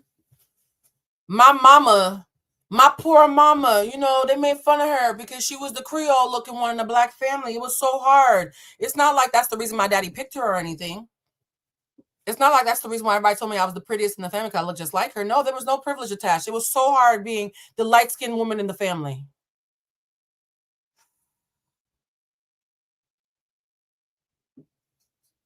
To like white people because it was like this passing conversation. Then it turned into like what they felt was acceptable in a particular realm of the world. Right.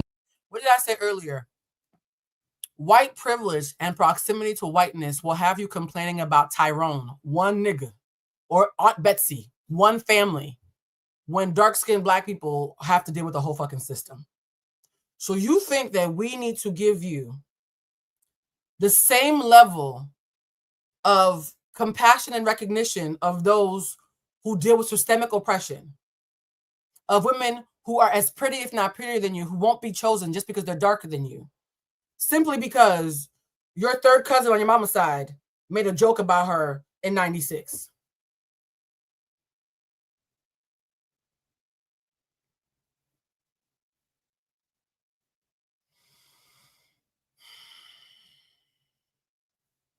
You know, and then it turned into like this black on black hate conversation. It's like, why? It's literally people. I wouldn't even say it's us. I was like, as a black community, I feel like oh, she said I wouldn't say it's us. She's like, yes it is. It's the niggas.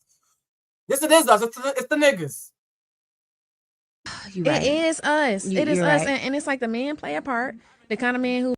You see how people tell themselves? She's like, yeah, and the men play a part. Babe, the men play a part and you like it. When it's time to be a bird and be chosen by whatever random dark-skinned ugly nigga with a rap career wants you and be told that you're his favorite light skin because Glorilla's nose is too big and niggerish. Excuse my French. You like that shit. But when you're trying to be deep on a podcast in front of a mic, suddenly, yeah, girl, it's the man. It's their fault. It's the man, girl. It's the man. In fact, speaking of which, hey, daddy, I'm going to call you right back. I love you, daddy. Girl, which one is it? Is he daddy or not? It's the men. It's your man. It's your man specifically. Like, I don't I know. only like that plays a foreigners. huge I only part. like light skin. These two, I hope this is satire. I'm hoping she did this as satire because they're getting real hype about men saying they only like foreigners and light-skinned girls. And I'm looking, okay, I'm not going to state the obvious. Or women who have grown up with feeling like because of that, there's like an unfair advantage. Yeah. One misconception is that I'm not black. I'm black. I'm so sorry that they just can't grasp the fact that I am fair-skinned, or like I have a fair-skinned parent, but she's also a black woman. Has she never seen any of the light-skinned people? Why is she acting like she's an alien who came down from Pluto to sing off key on a Prince track? Like, what is happening? Other light skins, please speak up, because I do not think you're all the same. I have too many light skinned and biracial friends who have sense, so I'm not going to blame all of you for this bird shit. Oh my God. Bridget is the same color as her. Bridget has never in her life been like, yeah, man, you know, people just can't believe. It's just, I mean, I'm something else, okay? They ain't never seen nothing like me before. Do you think me and Bridget Kelly would be friends if she talked like this? In fact, sometimes I'll be talking about, yeah, you know, us as black women, and Bridget will be like, well, not too much, Blue. I can't speak on behalf of all black women. I'm still biracial. They think I'm a Juanita. I'm like, well, you're right, friend. You're right. Bridget's constantly reminding me that she's biracial, not too much in the black woman thing. Somebody said, did she go to college? Yes, she went to college with Shelly. Mariah the Scientist and Shelly are college friends. Oh, it makes sense. Birds of a feather. Caca. It's like, what can I do about that? I want to tie this motherfucking knot. You heard? So she just spent all that time complaining about being the most exotic light skin to ever live because nobody can believe that she's actually a black woman. Because Tisha Campbell didn't happen. We had never seen this before, apparently. And yeah, somebody said that Bridget has a whole ass white mom and is more cognizant than Mariah the Scientist. I agree. Sometimes biracials are actually more intelligent about the lines of race than black people who are just light skinned. Can I be honest? I'm not picking on Shelly. I'm just saying they went to college together. I didn't make them apply. I'm just stating a fact. So a lot of times, a woman like Mariah the Scientist will complain and complain and complain. Oh, it's so hard. I don't believe as a nigga. So hard. And then performatively try to sound as black as humanly possible. Here's the thing that's so, and she has an actual accent. She thickens it. I've seen it so many times in interviews. Mariah the Scientist loves to thicken her accent because she thinks it's exotic and cool that she looks racially ambiguous, but is from Atlanta and sounds like an N-word. She knows that black men love that because she's a cheat code, right? She knows the fact that she looks racially ambiguous, but is black and can sound black. And because she has black parents, can technically do a black accent and not get in trouble because she is black, right? There's a cheat code in that. I once had a Nigerian guy that I was friends with. Didn't date him because I know y'all, I'm never going to beat the you only date Nigerians and Leos and Libras allegations, probably because they're true. But like, he told me one day, he was like, Blue, you know, I can't date a white girl and take her to my Nigerian family. So I just find girls who are as light as possible, but while still being black. He said they're the cheat code. If you find a black girl who's as white presenting as possible, your family has to accept her, but you still get to feel like you would a white girl. He admitted that to me. Y'all keep asking, why do men keep confessing shit to me? Because they know I'm safe. I didn't drag him. He was safe. Mariah the Scientist is feeding into this. She just spent all these interviews talking about the complications of her visuals when it comes to racial identity, but makes it a point to lay it on big. Someone said Tyrese has entered the chat. Exactly. When Tyrese posted his racially ambiguous mixed race black wife and said, my African queen, child.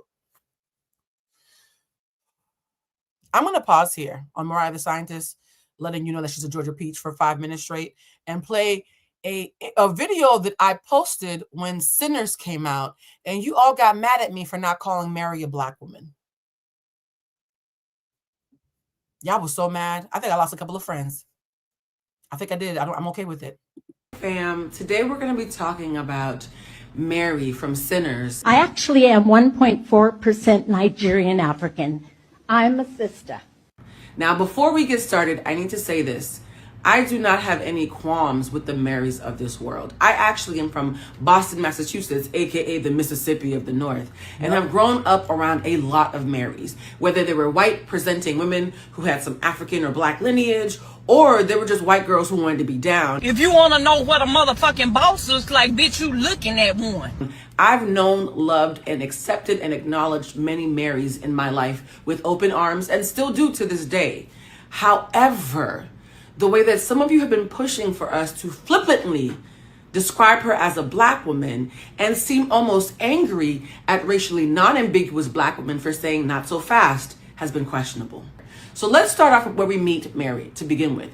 We meet Mary at the train station, and I would actually be bold enough to say that train station completely encapsulates why Mary is not simply a black woman in the way that I am a black woman.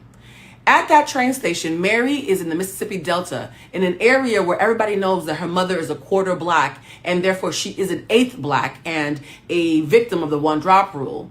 And she's at that train station about to get on a train to go home to her white husband and continue her life elsewhere as a white woman. Now, why is that so important? The reason why that train is so important is because it represents Mary's ability to opt out. In the Mississippi Delta, because people know her family, she is seen as a black woman due to the one drop rule. But even in 1932, because y'all love to say, don't judge it based on 2025, judge it based on 1932. Even in 1932, the one drop rule was a form of conditional oppression, because all you had to do to escape the clutches of the one drop rule was to get on a train and not get off until you were somewhere where they didn't know your name. That's all you had to do. Black women cannot just opt out of blackness in the same way. And I would dare to say, even most biracial women cannot opt into whiteness. Because if you are a racially ambiguous biracial person, even if they are not sure you're black, they damn sure know you're not white. And that's all that matters to white supremacy. And here's the thing that's so interesting is, while y'all were Googling and looking up the one drop rule on ChatGPT and using your fresh data points as a way to cosplay as critical race theory scholars on Threads and Twitter and Instagram, you missed the part about how victims of the one drop rule were only victims in white communities, and black communities, that was actually weaponized against racially non-ambiguous black people. While you're telling those stories about your grandmas and your great grandmas and your great aunties with blonde hair and blue eyes who fought really hard to be seen as black women because they made the best gumbo in your county, we also have to be honest that those women experienced a ton of privilege and were othered as a mezzanine level between black women and white women. The men, society, and their access allowed them privileges as well. Somebody like Mary would be seen as better than a regular black woman. In fact, that privilege is why Mary, in 1932, felt comfortable going outside to talk to the other white people. Did y'all miss that? The reason why Mary was allowed to grab Stack's gun and go outside and talk to 3 Irish strangers was because she thought her being a white passing woman would afford her the safety to speak to people who would see her as one of their own. Come on, guys. Joining me now from Philadelphia is Yaba Blay. She is a scholar. And by the way, Yaba Blay saw this video and thanked me for including her. So I just want to shout her out that she knows I included this clip, and she said she agrees with everything I said. I love it when scholars come together and really, really talk that talk. So shout out to Yaba Blay. An activist. She is the author of One Drop, Shifting the Lens on Race, which stated that in New Orleans, there was an exception for Creoles, stating that they, quote, functioned as a buffer class that helped whites maintain their dominant status and keep unmixed blacks in their place. So having acknowledgement and favor of whites, Creoles sort of emerged as an elite class. So do you believe that this an elite class? Every time one of y'all tells me it's so hard being racially ambiguous black person because we're always othered, honey, historically speaking, yes, you were othered as a class above the rest of the black community, and it's okay to admit that shit. Stop lying like we don't have books. Respectfully. Stop comparing Tyrone and them to a system of oppression. It is not the same. This fed the colorism divide in the Black community as well? Colorism is fueled by racial hierarchy in general, but absolutely in New Orleans, where we not only see privileges assigned to whiteness versus Blackness, that we also see incremental privileges assigned to those with lighter skin. So the closer you were to whiteness, the more human you were seen. So whereas that one drop of Black blood might align you more with those uncivilized, barbaric Africans that we enslaved, one drop of white blood might give us some level of security, safety even, to believe that you're more like us than them. The fact that the Marys of the world are so white passing that they can with ease opt out of Blackness and simultaneously opt into whiteness, that is 100% when academically, logically, and objectively speaking, there must be an asterisk. And you want to know who ironically informed my... Did y'all hear that? The asterisk, here's the thing. I call my biracial friends Black all the time, depending on how they culturally identify and how they look. And though, if you are someone who can opt out of Blackness and opt into whiteness, we cannot just call you a Black woman at that point. At that point, we do have to put an asterisk next to your name.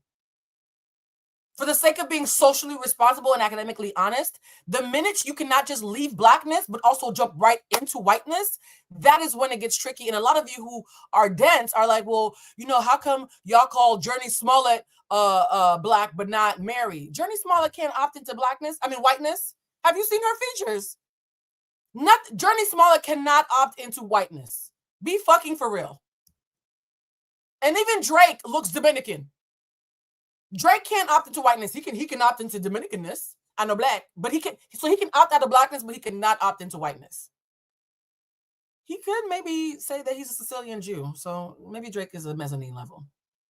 Current strongly held belief that if you can opt out of Blackness and opt into whiteness with ease, you must, for the sake of being socially responsible, put an asterisk next to your name. Zendaya. Years ago, she went viral for saying that because she's identified as a Black actress, many studios were trying to get her to play roles that were meant for racially non-ambiguous Black women and have her take their place as a form of clever whitewashing. She said that they recognize that because she's socialized as a Black woman, but looks ambiguous, the studios thought that they could just infuse her in, check off a quota for Blackness without actually having to represent Blackness on screen.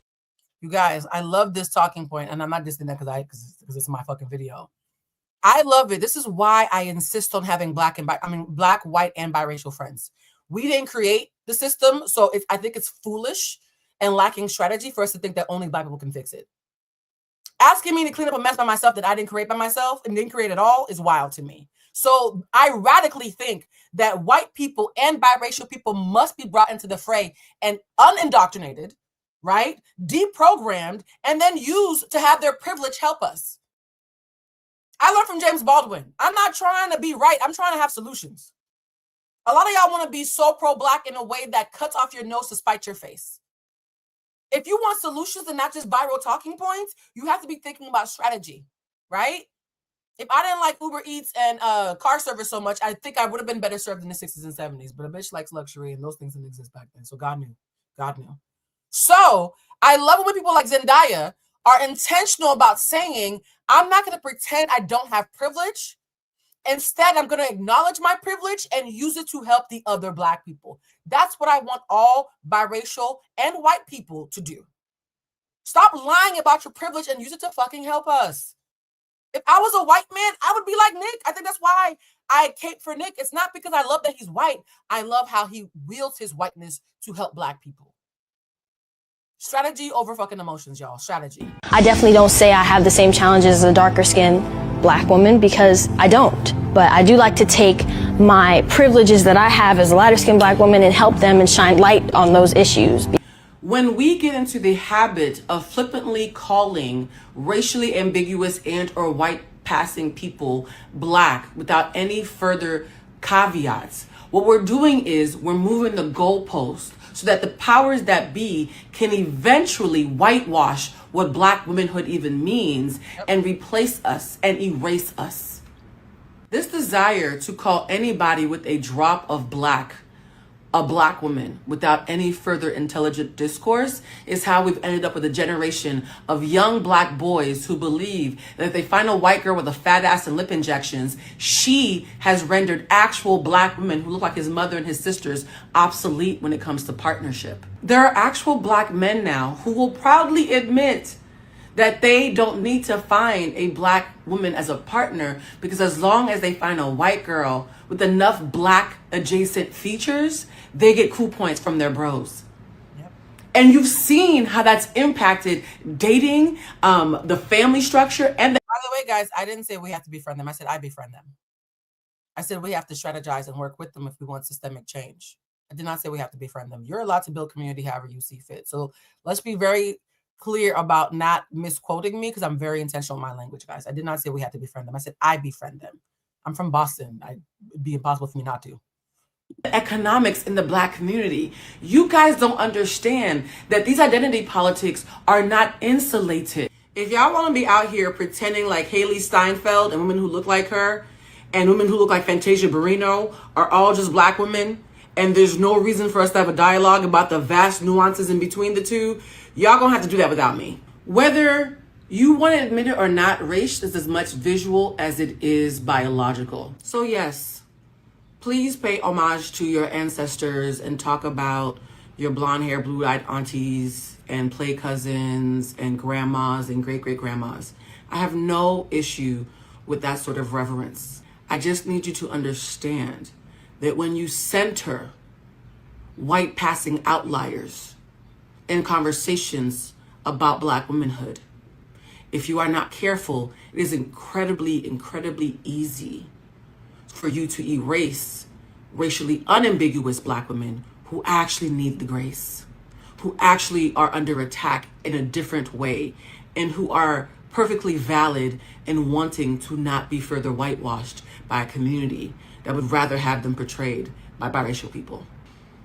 Spending the last 2 weeks watching you talk down to my sisters has been really gross. For saying not so fast. Oh, sorry, guys. Like, I'm gonna play the end in a second. So the end was the reason why I made the video, because there were so many people who I love who actually need the grace, who were on threads caping for Mary being a Black woman and saying incredibly nasty things to racially unambiguous Black women for saying, hey, not too fast. Can we have a little bit more nuance? Because they felt like, you know, y'all just being dark-skinned haters. You know, that whole mindset of, oh, if a dark-skinned Black woman has any kind of critique, it must be because she feels like a jigaboo and unlovable and she's just bullying the light-skinned people. And I was like, sometimes that does happen, but I watched a bunch of intelligent dark-skinned Black women speaking up on why painting Mary as a Black woman in broad strokes was dismissive. What stopped you from listening? What made you center a white-presenting woman in a conversation about Blackness and you didn't think that there was a problem in that? What did I say? You cannot be an ally and center yourself. A conversation about Black womanhood always has to be centered around women who actually take on the full brunt of what that means. I'll die on that hill.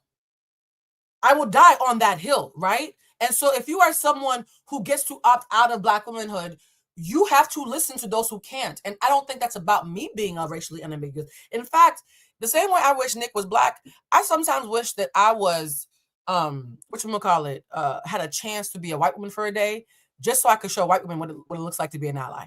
Just give me 24 hours, have a camera crew following me around like fucking Drewski, right? What we're asking for is not impossible. We're not asking you to time travel to the past and make up for, you know, your ancestors. We're asking you to use your present tense privilege that your ancestors built for you to dismantle those systems that oppress us. It's not an impossible ask. So let's hear the end, and then we can go right back to Mariah the Scientist. Spending the last 2 weeks watching you talk down to my sisters has been really gross, especially when we're talking about a film like Sinners that demands the best of us. A lot of you have showed your asses and been disrespectful and used your pain and your privilege to talk down on those of us who are simply trying to make sure that we still get counted for.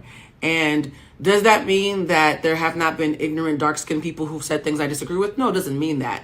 But I need you to understand that systemic oppression will never, can never, and should never be conflated with conditional oppression. Oh, there's a difference. You guys, conditional oppression is Tyrone. That video just made me realize that I missed getting my lashes done. That was cute. Conditional oppression should never be conflated with systemic oppression. What Mariah the Scientist keeps fucking complaining about in every goddamn interview is conditional oppression. A couple of black people thinking that you was mixed, but you're not. Ooh, what did you lose by being mistaken for mixed, Mariah?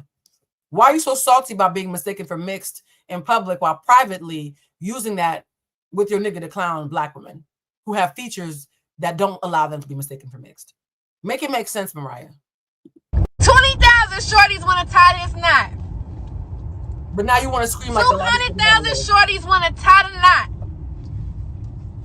And by the time I drop next, my next drop, it's going to be more than 200,000. It's going to be more than 200,000 shorties trying to tie the knot. Oh, you so black, girl. You so black. And that's on. So her man came out of jail, and the minute they were on stage together, she said, "Fuck you to all of us who were concerned." She said, "Fuck us. We're haters. We're being concerned." Okay, but my man is free now. So fuck my haters who was hating on me. Anyways, moving on. You guys keep asking me to show grace for people who don't have any to give. And I need you to understand that's always going to be a weird ass for me. Someone can't go around saying, fuck y'all, this my man, my man, my man. And then y'all say, oh no, be nice to her when that man embarrassed her. She said, fuck us. In the words of 50 Cent, I just woke up. What do you mean fuck 50? How I get in it? We said, girl, leave that man. You're better than this. And fuck us? Bet, then fuck us. A lot of people are confused by Mariah the Scientist because she has a present father. And I just saw a tweet that said present father but dating, So they really like judging her. Now, this is an interesting take that I was new to. I'm always quick to say when people steal my shit, I'm going to give this girl credit because I never heard this before. Okay, I love it when y'all school me on shit. She is speaking about how she has a theory about how sometimes it's actually the girls who come from a two-parent household with a strong, stable father who end up being the biggest pick-me's.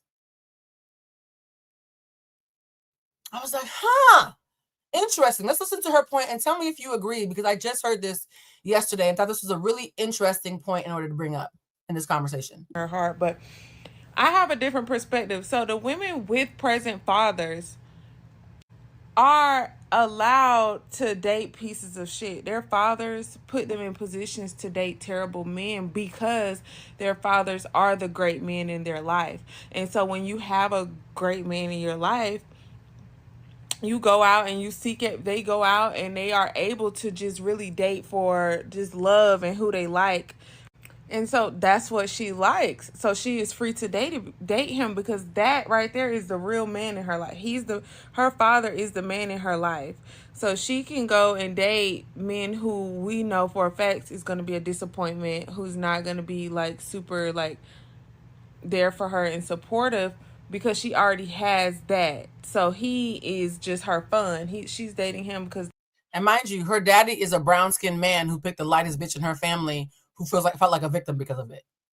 So in some ways, one can say that Mariah the Scientist's parents actually do. Her mother playing victim about being light-skinned and only seeing it as victimhood and not acknowledging the privilege based on how Mariah talks about her mom.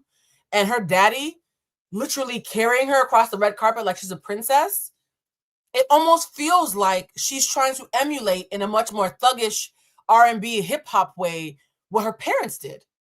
Someone said a Matthew Knowles type. Matthew Knowles, shout out to him, another black man who admitted. Love him or loathe him, Matthew admitted that colorism was a factor in how he moved. He admitted it, right? So in a weird way, Mariah having this tragic mulatto narrative around her mother and having a brown-skinned father who doted on her might actually explain why her being a pick-me happened, because we often think pick-me's come from women who didn't have men in their lives and they want to get chosen. Sometimes pick-me's happen because women had men in their lives who reinforced misogyny, and now they want to bring it to a new generation. Of all the things to pass down, this ain't it, y'all.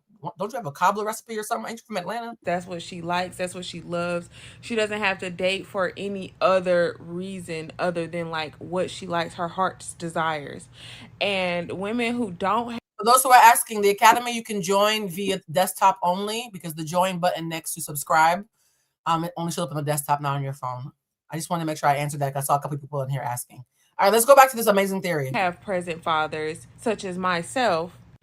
The women who don't have present fathers, we can't play like that. Like, you can't really like date terrible trash men, because when men are trash and terrible and you don't have a father, there is no one coming to save you from that man. You dig yourself into deeper and deeper holes with a terrible man when you don't have a present father. And we just know you can't play like that. We can't afford to date a man who wouldn't come get us off the side of the road if our car broke down. We can't afford to date a man who doesn't want to pay bills and just do things that men in your life are supposed to do. Yeah. So anyways, I said all of that to say this is very on brand. And Mariah, you just on the phone saying, and that's exactly why you was getting cheated on through Jailhouse calls. Now, after that call had got released, Glorilla had taken to the internet and she said, mind you, this the same ninja blowing up my phone, asking what color my eyes is, laughing my butt off. Now, about 39 minutes ago, Young Thug had issued an apology to Glorilla,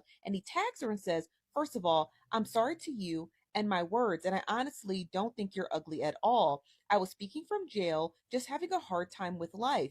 I don't like bashing girls and hardly ever did. I'm so sorry to you, twin. No one believes that. Mariah the Scientist, you are fake as hell, and I hope that man that you're willing to mess up your career for is worth it. Girl, you know he's not worth it. Oh, my bad. I'm making faces. Y'all, I'm so sorry. It's the tism. I thought I was sitting here being stoic. Am I making faces?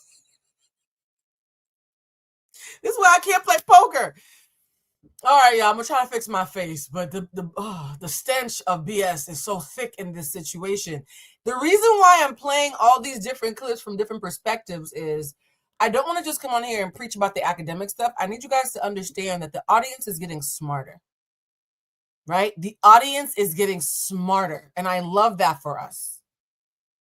The reason why she's getting so much backlash is because her as a woman, mind you, Glorilla actually brought her non-singing ass on stage. That girl, mind you, yeah. If he called her, why do people always say mind you?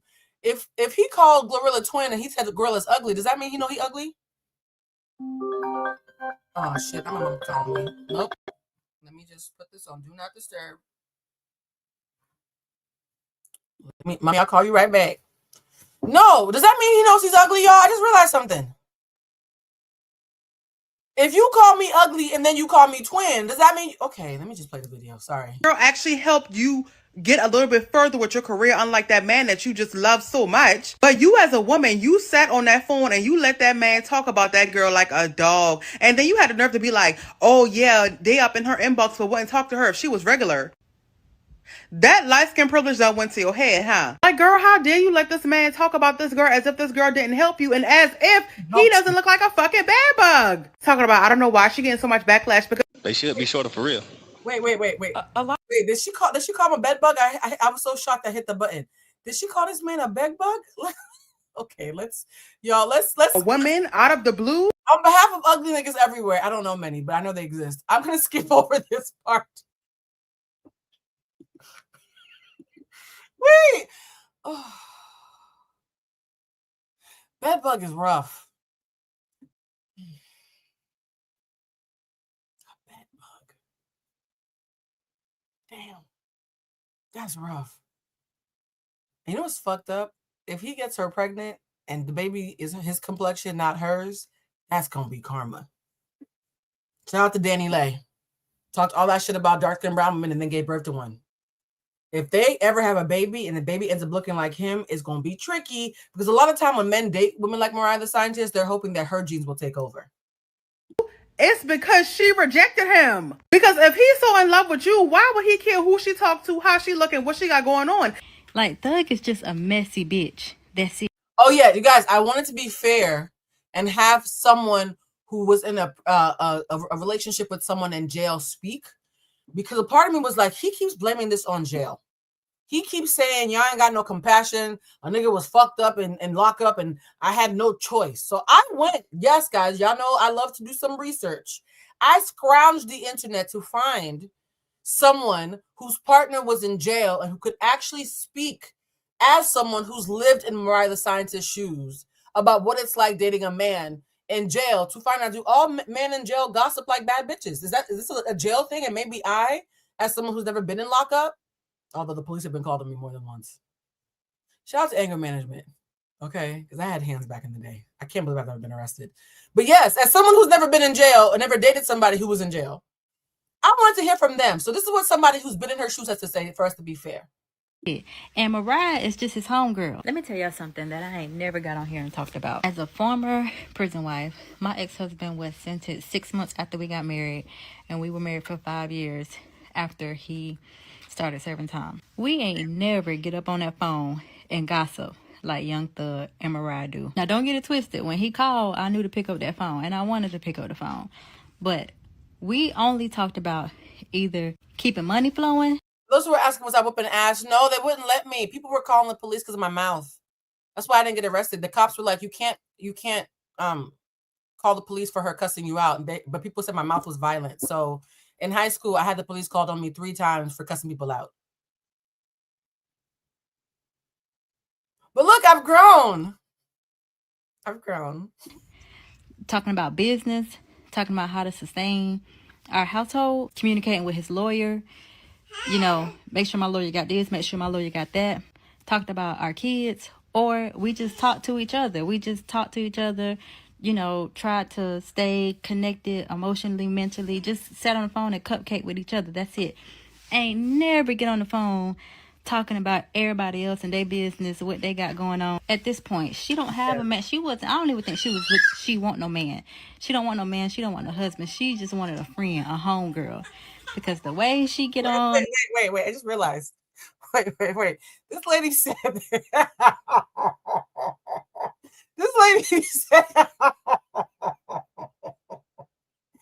Okay, according to this woman, Young Thug and Mariah were homegirls kikiing at the jail.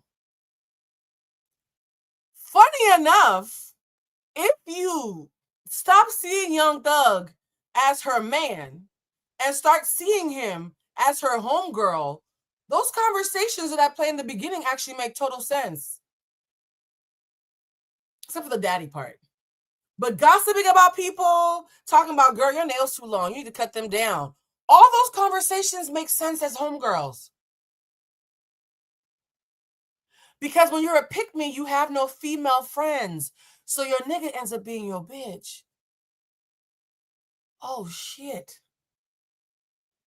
It's almost like by being a pick-me, the kind of man who would take a pick-me seriously and wife her is inherently probably already a bitch. Oh, bon Dieu. This entire time I've been saying about the fragile masculine to soft stud pipeline, I was onto something. If this is a lesbian relationship, suddenly none of this is confusing.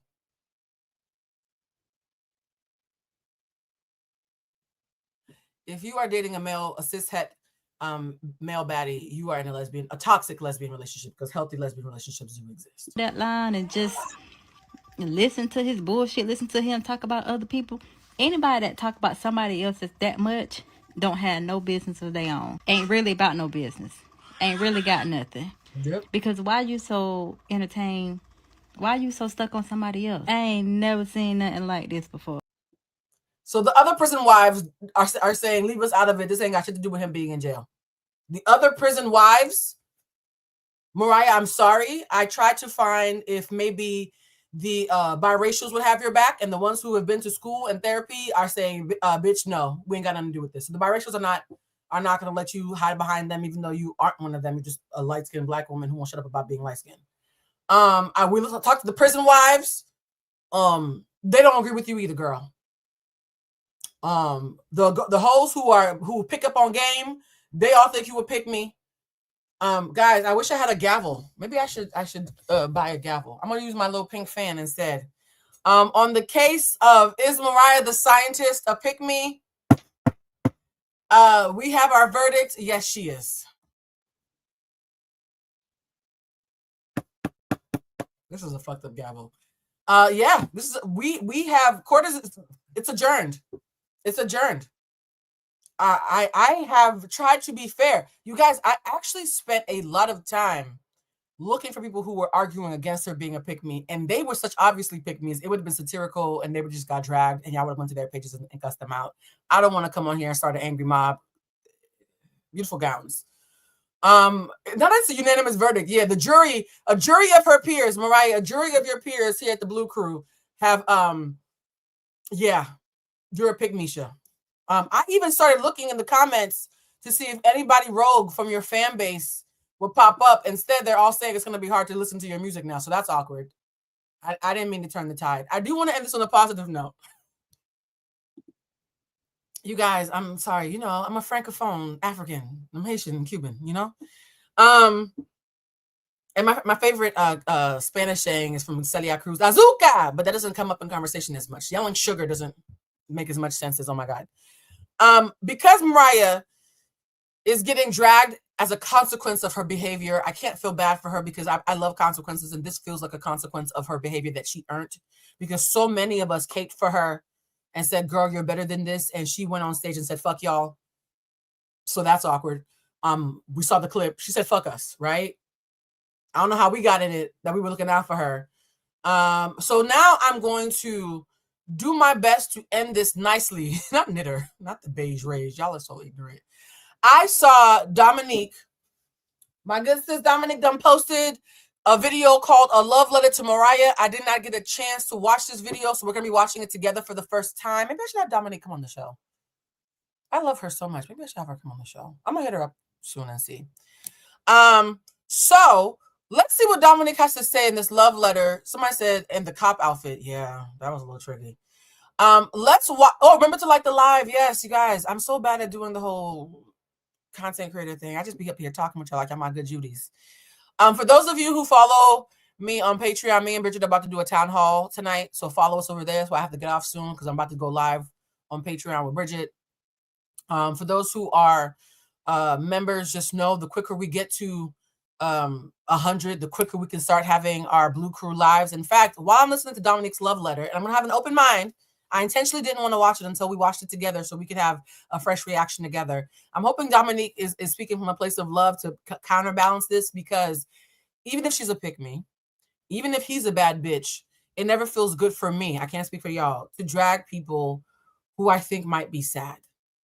And I do think Young Thug is, he's a Leo child. He might have found a way to already play victim. Let me not talk about him, because the Leo ability to find a way to play victim when they need to be taking responsibility is something that needs to be studied in unevolved Leo men. So maybe he doesn't feel bad, but I know she feels bad. She posted something. I think Angela Yee. Let me see if I have this Angela Yee video before I post Dominique's love letter to her. Angela Yee posted something that I think spoke about how Mariah might have broken up with him. Let's see. And shout out to Angela Yee. When I was working with Melissa, I was backstage with Angela for her lip service show. They were on tour, and Angela was very lovely. She's a lovely woman. Dame Dash was an asshole, but Angela, blue. Sorry, y'all. I'm preparing to go on Patreon, so I'm already slipping. Angela Yee is a lovely lady, so I will have nothing but good things to say about her. Let's see what Angela Yee had to say about all this. All right, it's Way Up with Angela Yee, and it's time for your Yee tea. Dan is here, my producer. He's here every day. He's just not always. Let's fast forward. But I think Dan, the white guy who's talking, is a Young Thug fan. So I want to skip over the part where he capes for Young Thug. Do you look at him differently?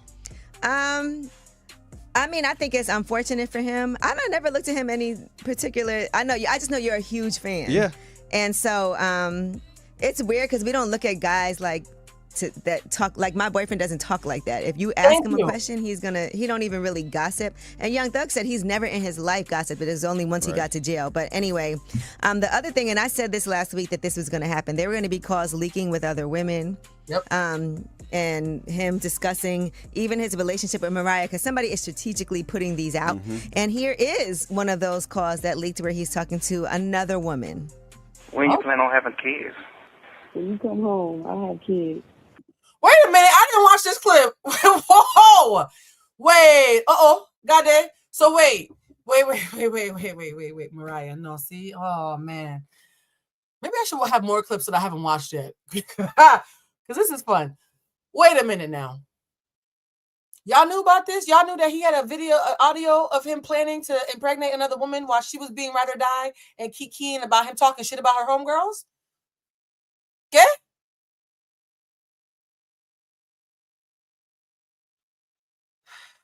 Yeah. Okay. I love you. Love you more. He said, I love you, babe, after... No, y'all, I didn't know. I've been doing readings all day, and I was in the candle shop all yesterday. Wow.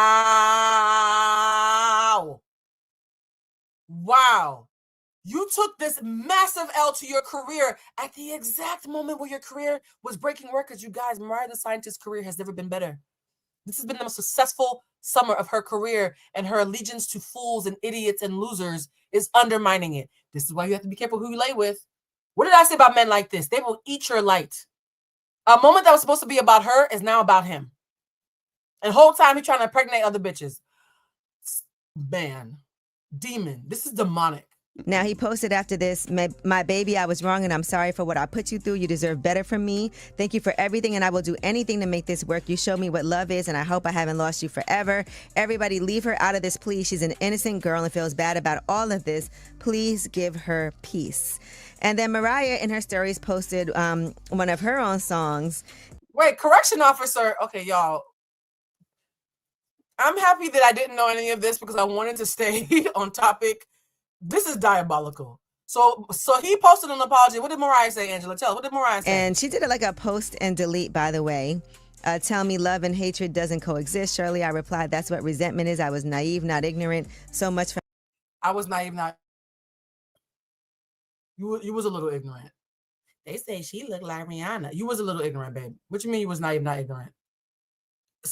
Every time I tried to cape for you... My innocence now, love me, leave me, let me down. And he posted chapter ended with a heart. But we don't know what chapter ended means. We don't know if that means there's a breakup. We don't know if there's a chapter in his life that he's like, I'm not talking about this anymore. Who knows what he meant by chapter ended. But I think the Burning Blue should be my theme song. I don't even care. Yes, y'all, she playing victim. What did I say about oppression Olympics and oppression envy with people who have a proximity to whiteness and white leaning? Her inner Karen's coming out. I was naive, not ignorant. Girl. Internet is alluding. Yes, that was a people believe that it is a breakup. Now, Young Thug then did an interview that came out with Big Bank. And there's more? Part of that interview, Perspectives with Bank, he talks about these leaked jail calls. And here's what he said. I ain't never been to talk about nobody else in my life. These last few days, I've been sitting around like, what the was I thinking?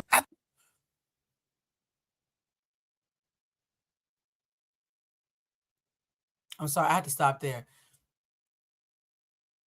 Somebody said Burning Cooch. Don't fuck up the song for me, Orange. Orange is my favorite color. Don't fuck it up. So wait. When a male baddie says, I don't know what got into me. This was a fluke. Because you know that after I posted the Choosing Violence videos, Icky called all his hoes and told him that I was a fluke and he doesn't know what got into them. And they're probably all back on his good side. I just think it's so funny when the receipts show a pattern of character. The first thing a male baddie would do, like, no, it was a fluke, man. I don't know what happened. I must have been the bath salts. I don't know what's going on. I think I was just so up and I just felt like it was just over. Like, I'm just sitting in jail 24 hours. Like, at this point, I'm just... So you thought it was over, so you wanted to impregnate women about when you came out? A nigga who thinks it's over is not making plans to impregnate people when he come out.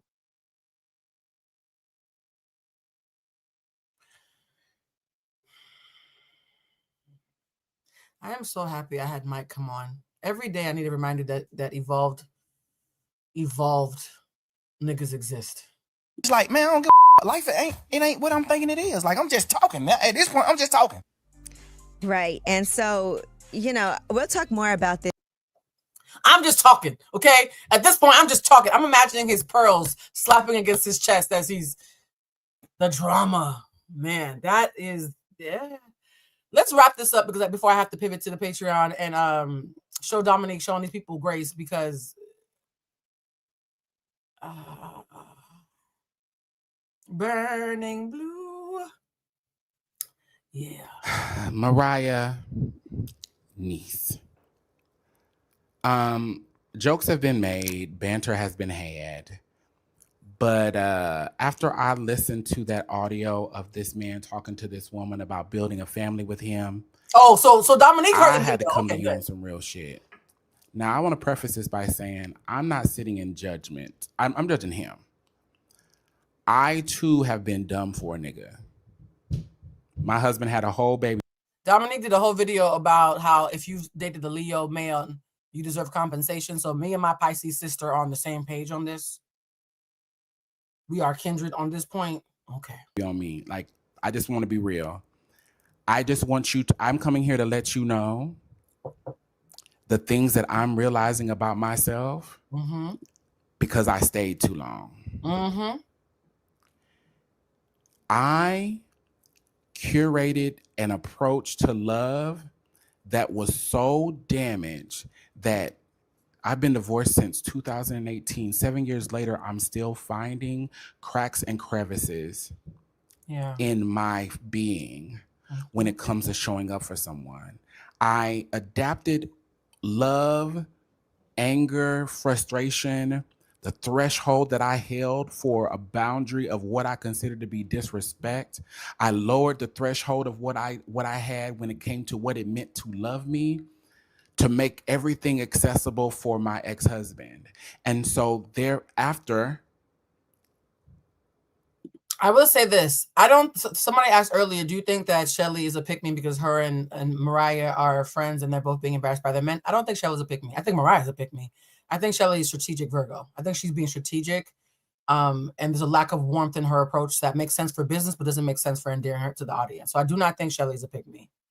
I do think, though, that the fact that both of them, at the moment where their star is finally about to rise after years of doing hard work, are being undermined by their men. I hope they have a group chat. And I hope they're both going on therapy for Black girls and finding practitioners, because I say this to my male clients as well. Your partner can either make you or break you. It doesn't matter how smart you are, how brilliant you are. The reason why I've been engaged twice. Oh God, is this more lore? Estelle's always making fun of me. She's like, "Blue, you live too much life." I've been engaged twice. The reason why I didn't get married is because I recognized both times that these men were going to shrink me and compromise my ability to be who I was meant to be. Same goes for men. I tell my guy friends all the time, that girl, she's going to make you shrink. So be very fucking clear, guys, that this is not just relationship bullshit. Who you lay with and build a life with is a matter of life and death, and every blessing that you try to make on the watch of someone who is tethered to chaos will be undermined. Just saying. So I hope that, honestly, all jokes aside, I really hope that Mariah and Shelly, I would love to see a picture of them at dinner together, or not even a picture, do it privately. I hope that they're leaning on each other right now, because I think Shelly can actually understand what Mariah's going through in a way that a lot of us can't.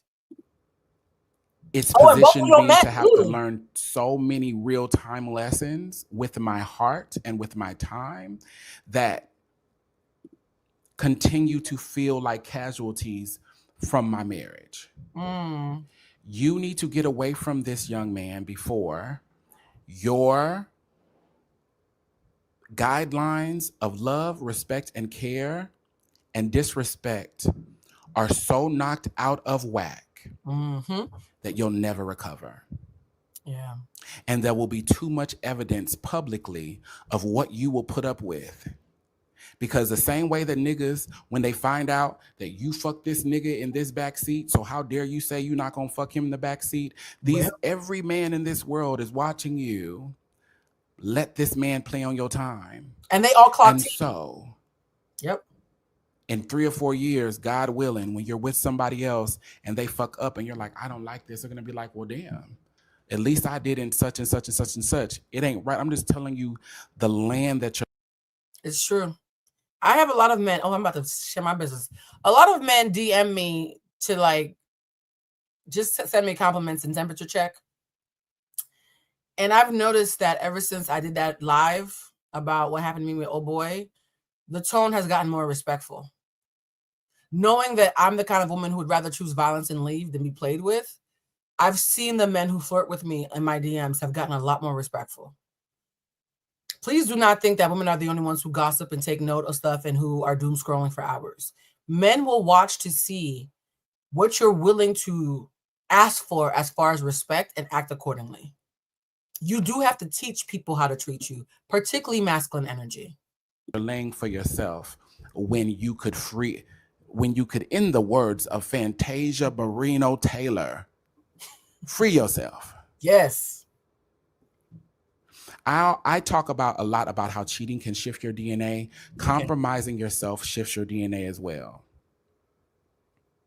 And you think you're only compromising the way that you think people should love and care about you. But what I've learned is I even compromise my perspective on loving and caring for myself. Yeah. Because there's nothing you can do to make him treat you better. You can't be no skinnier. You can't get, there's nothing you can do. The only thing you haven't done is have his child. And in the mighty name of Jesus, do not. Please don't. Y'all, if Mariah the Scientist gets pregnant, I don't think I'll be able to do a live. I look at this, I'm buffering. I might do a eulogy. I might just say, well, there goes the bad bitch that she could have been. Because I promise you, Mariah the Scientist makes music that is the hood equivalent to SZA's music, right? SZA's music is all about I'm 35, but I'm crying over a nigga like I'm 19. I love the music, but let's call a thing by its name. Mariah the Scientist is the ride or die bitch version of that. So I pray to God that she does not get pregnant by him. I pray to God that he doesn't do the trick of getting her pregnant to get her to stay, because men do that. There are men all over TikTok admitting that they do that. Because the emo lover girl in her, the woe is me tragic mulatto in her, even though she has 2 black parents,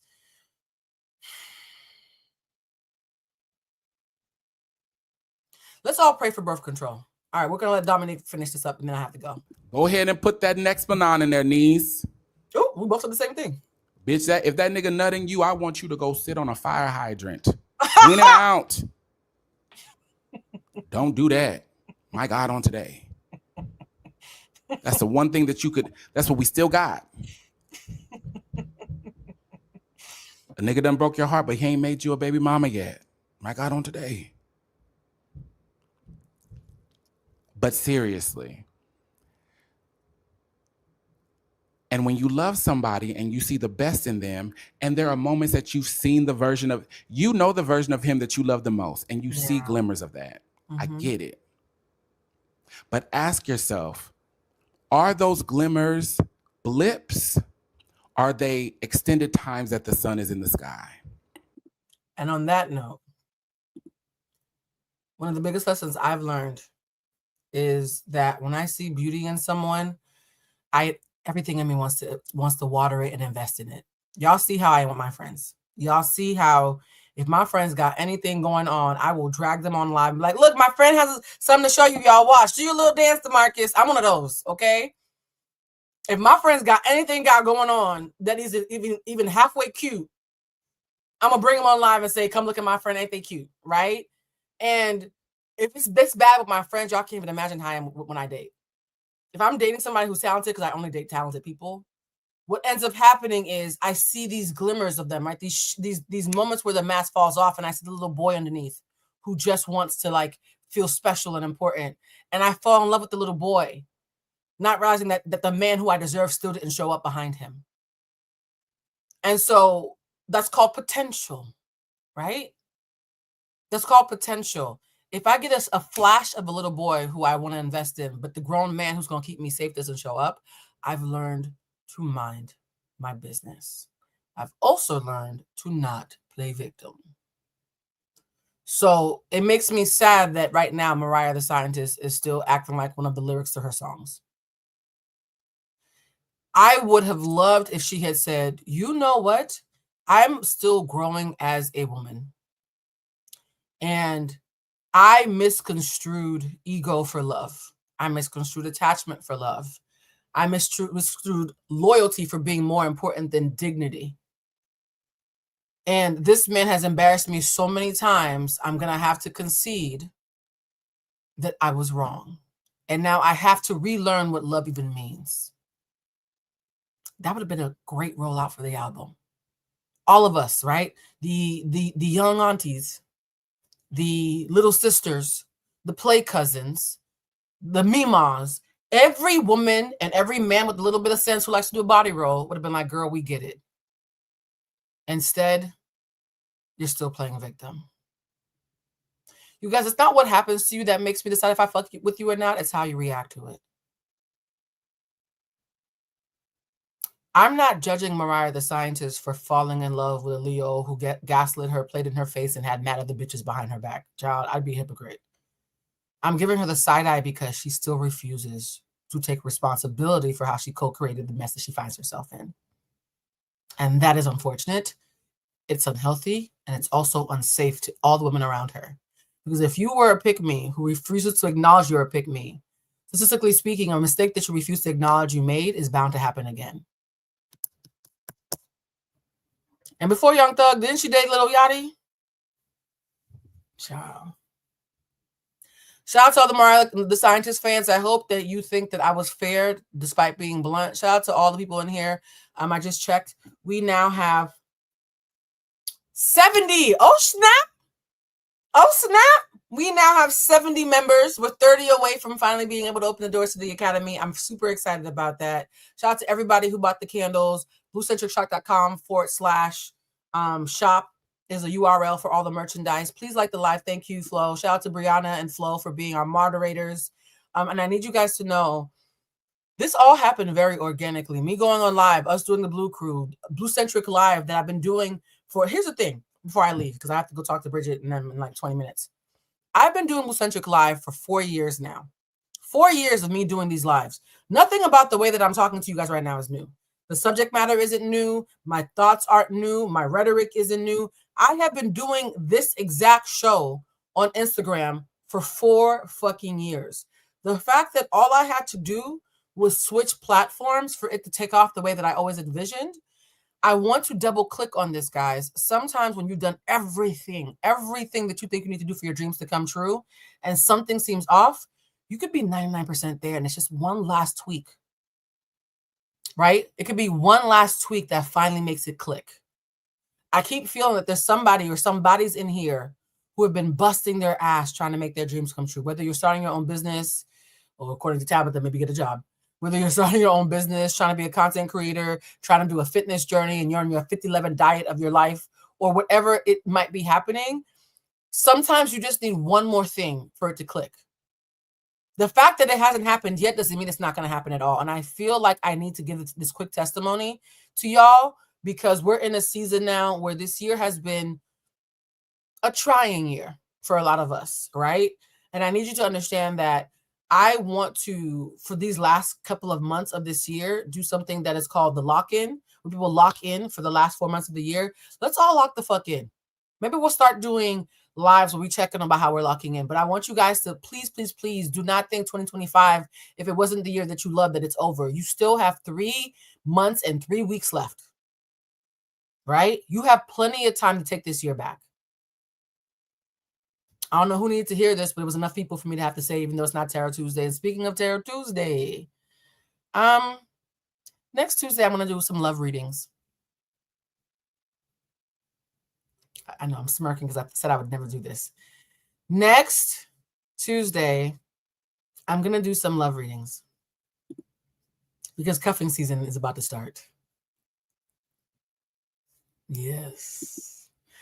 It gets cold and lonely. So we're going to do some cuffing season readings, and we're going to start next Tuesday. So it's going to be Tarot Tuesday for the Zodiac readings. It's still going to be the first Tuesday of the month, but I'll try to see if for these last couple of months of the year, if I can do all 12 signs for love, that's exhausting. Let me think about that. Oh, y'all be asking for so much. Y'all be asking all 12 signs? Oh my God. Let me pray on the best way to do the love readings. Because I feel like there might be some mixed messages that maybe doing it as groups rather than, let me think about that. Let me think about that, love. Keisha, I'll think about it. I'm going to pray about how to do the love reading. So next Tuesday, around the same time, we're going to be doing our first cuffing season love reading of, oh God, why am I smiling so hard? I don't know why I'm smiling so hard. Maybe I have good news to share with somebody. We're going to be doing our first cuffing season love reading. Why am I blushing? This is so weird. And also, too, guys, when we do the cuffing season love readings, please know that I'm changing the rules. I watched that live. So many of you would like tip $1 and then be mad at. Moving forward, if it's less than $5, just consider it a tip, but don't ask me a question because I cannot answer 300 questions in a live while doing 12 zodiac signs. It's actually just not possible. It's not possible. So not a linen suit. Y'all leave that. First of all, linen suit is Cheech's friend. Y'all were talking about him right in front of Cheech. That was so embarrassing.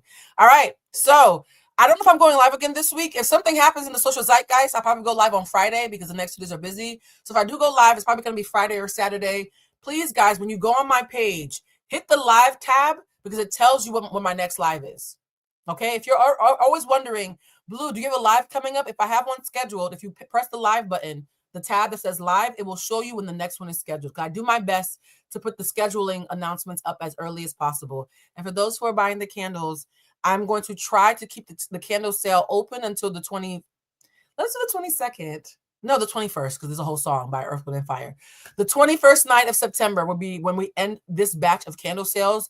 I'm only doing the candles in batches because I need time to not only make the candles, but bless the candles, guys. These are spiritual candles. I actually have to do a ritual with the candles to bless them for you guys to do the work that you need to do. So if you want a candle, please buy it by the 21st, because after the 21st, all sales will be shut down until October so that the first batch can get their shipments. Okay?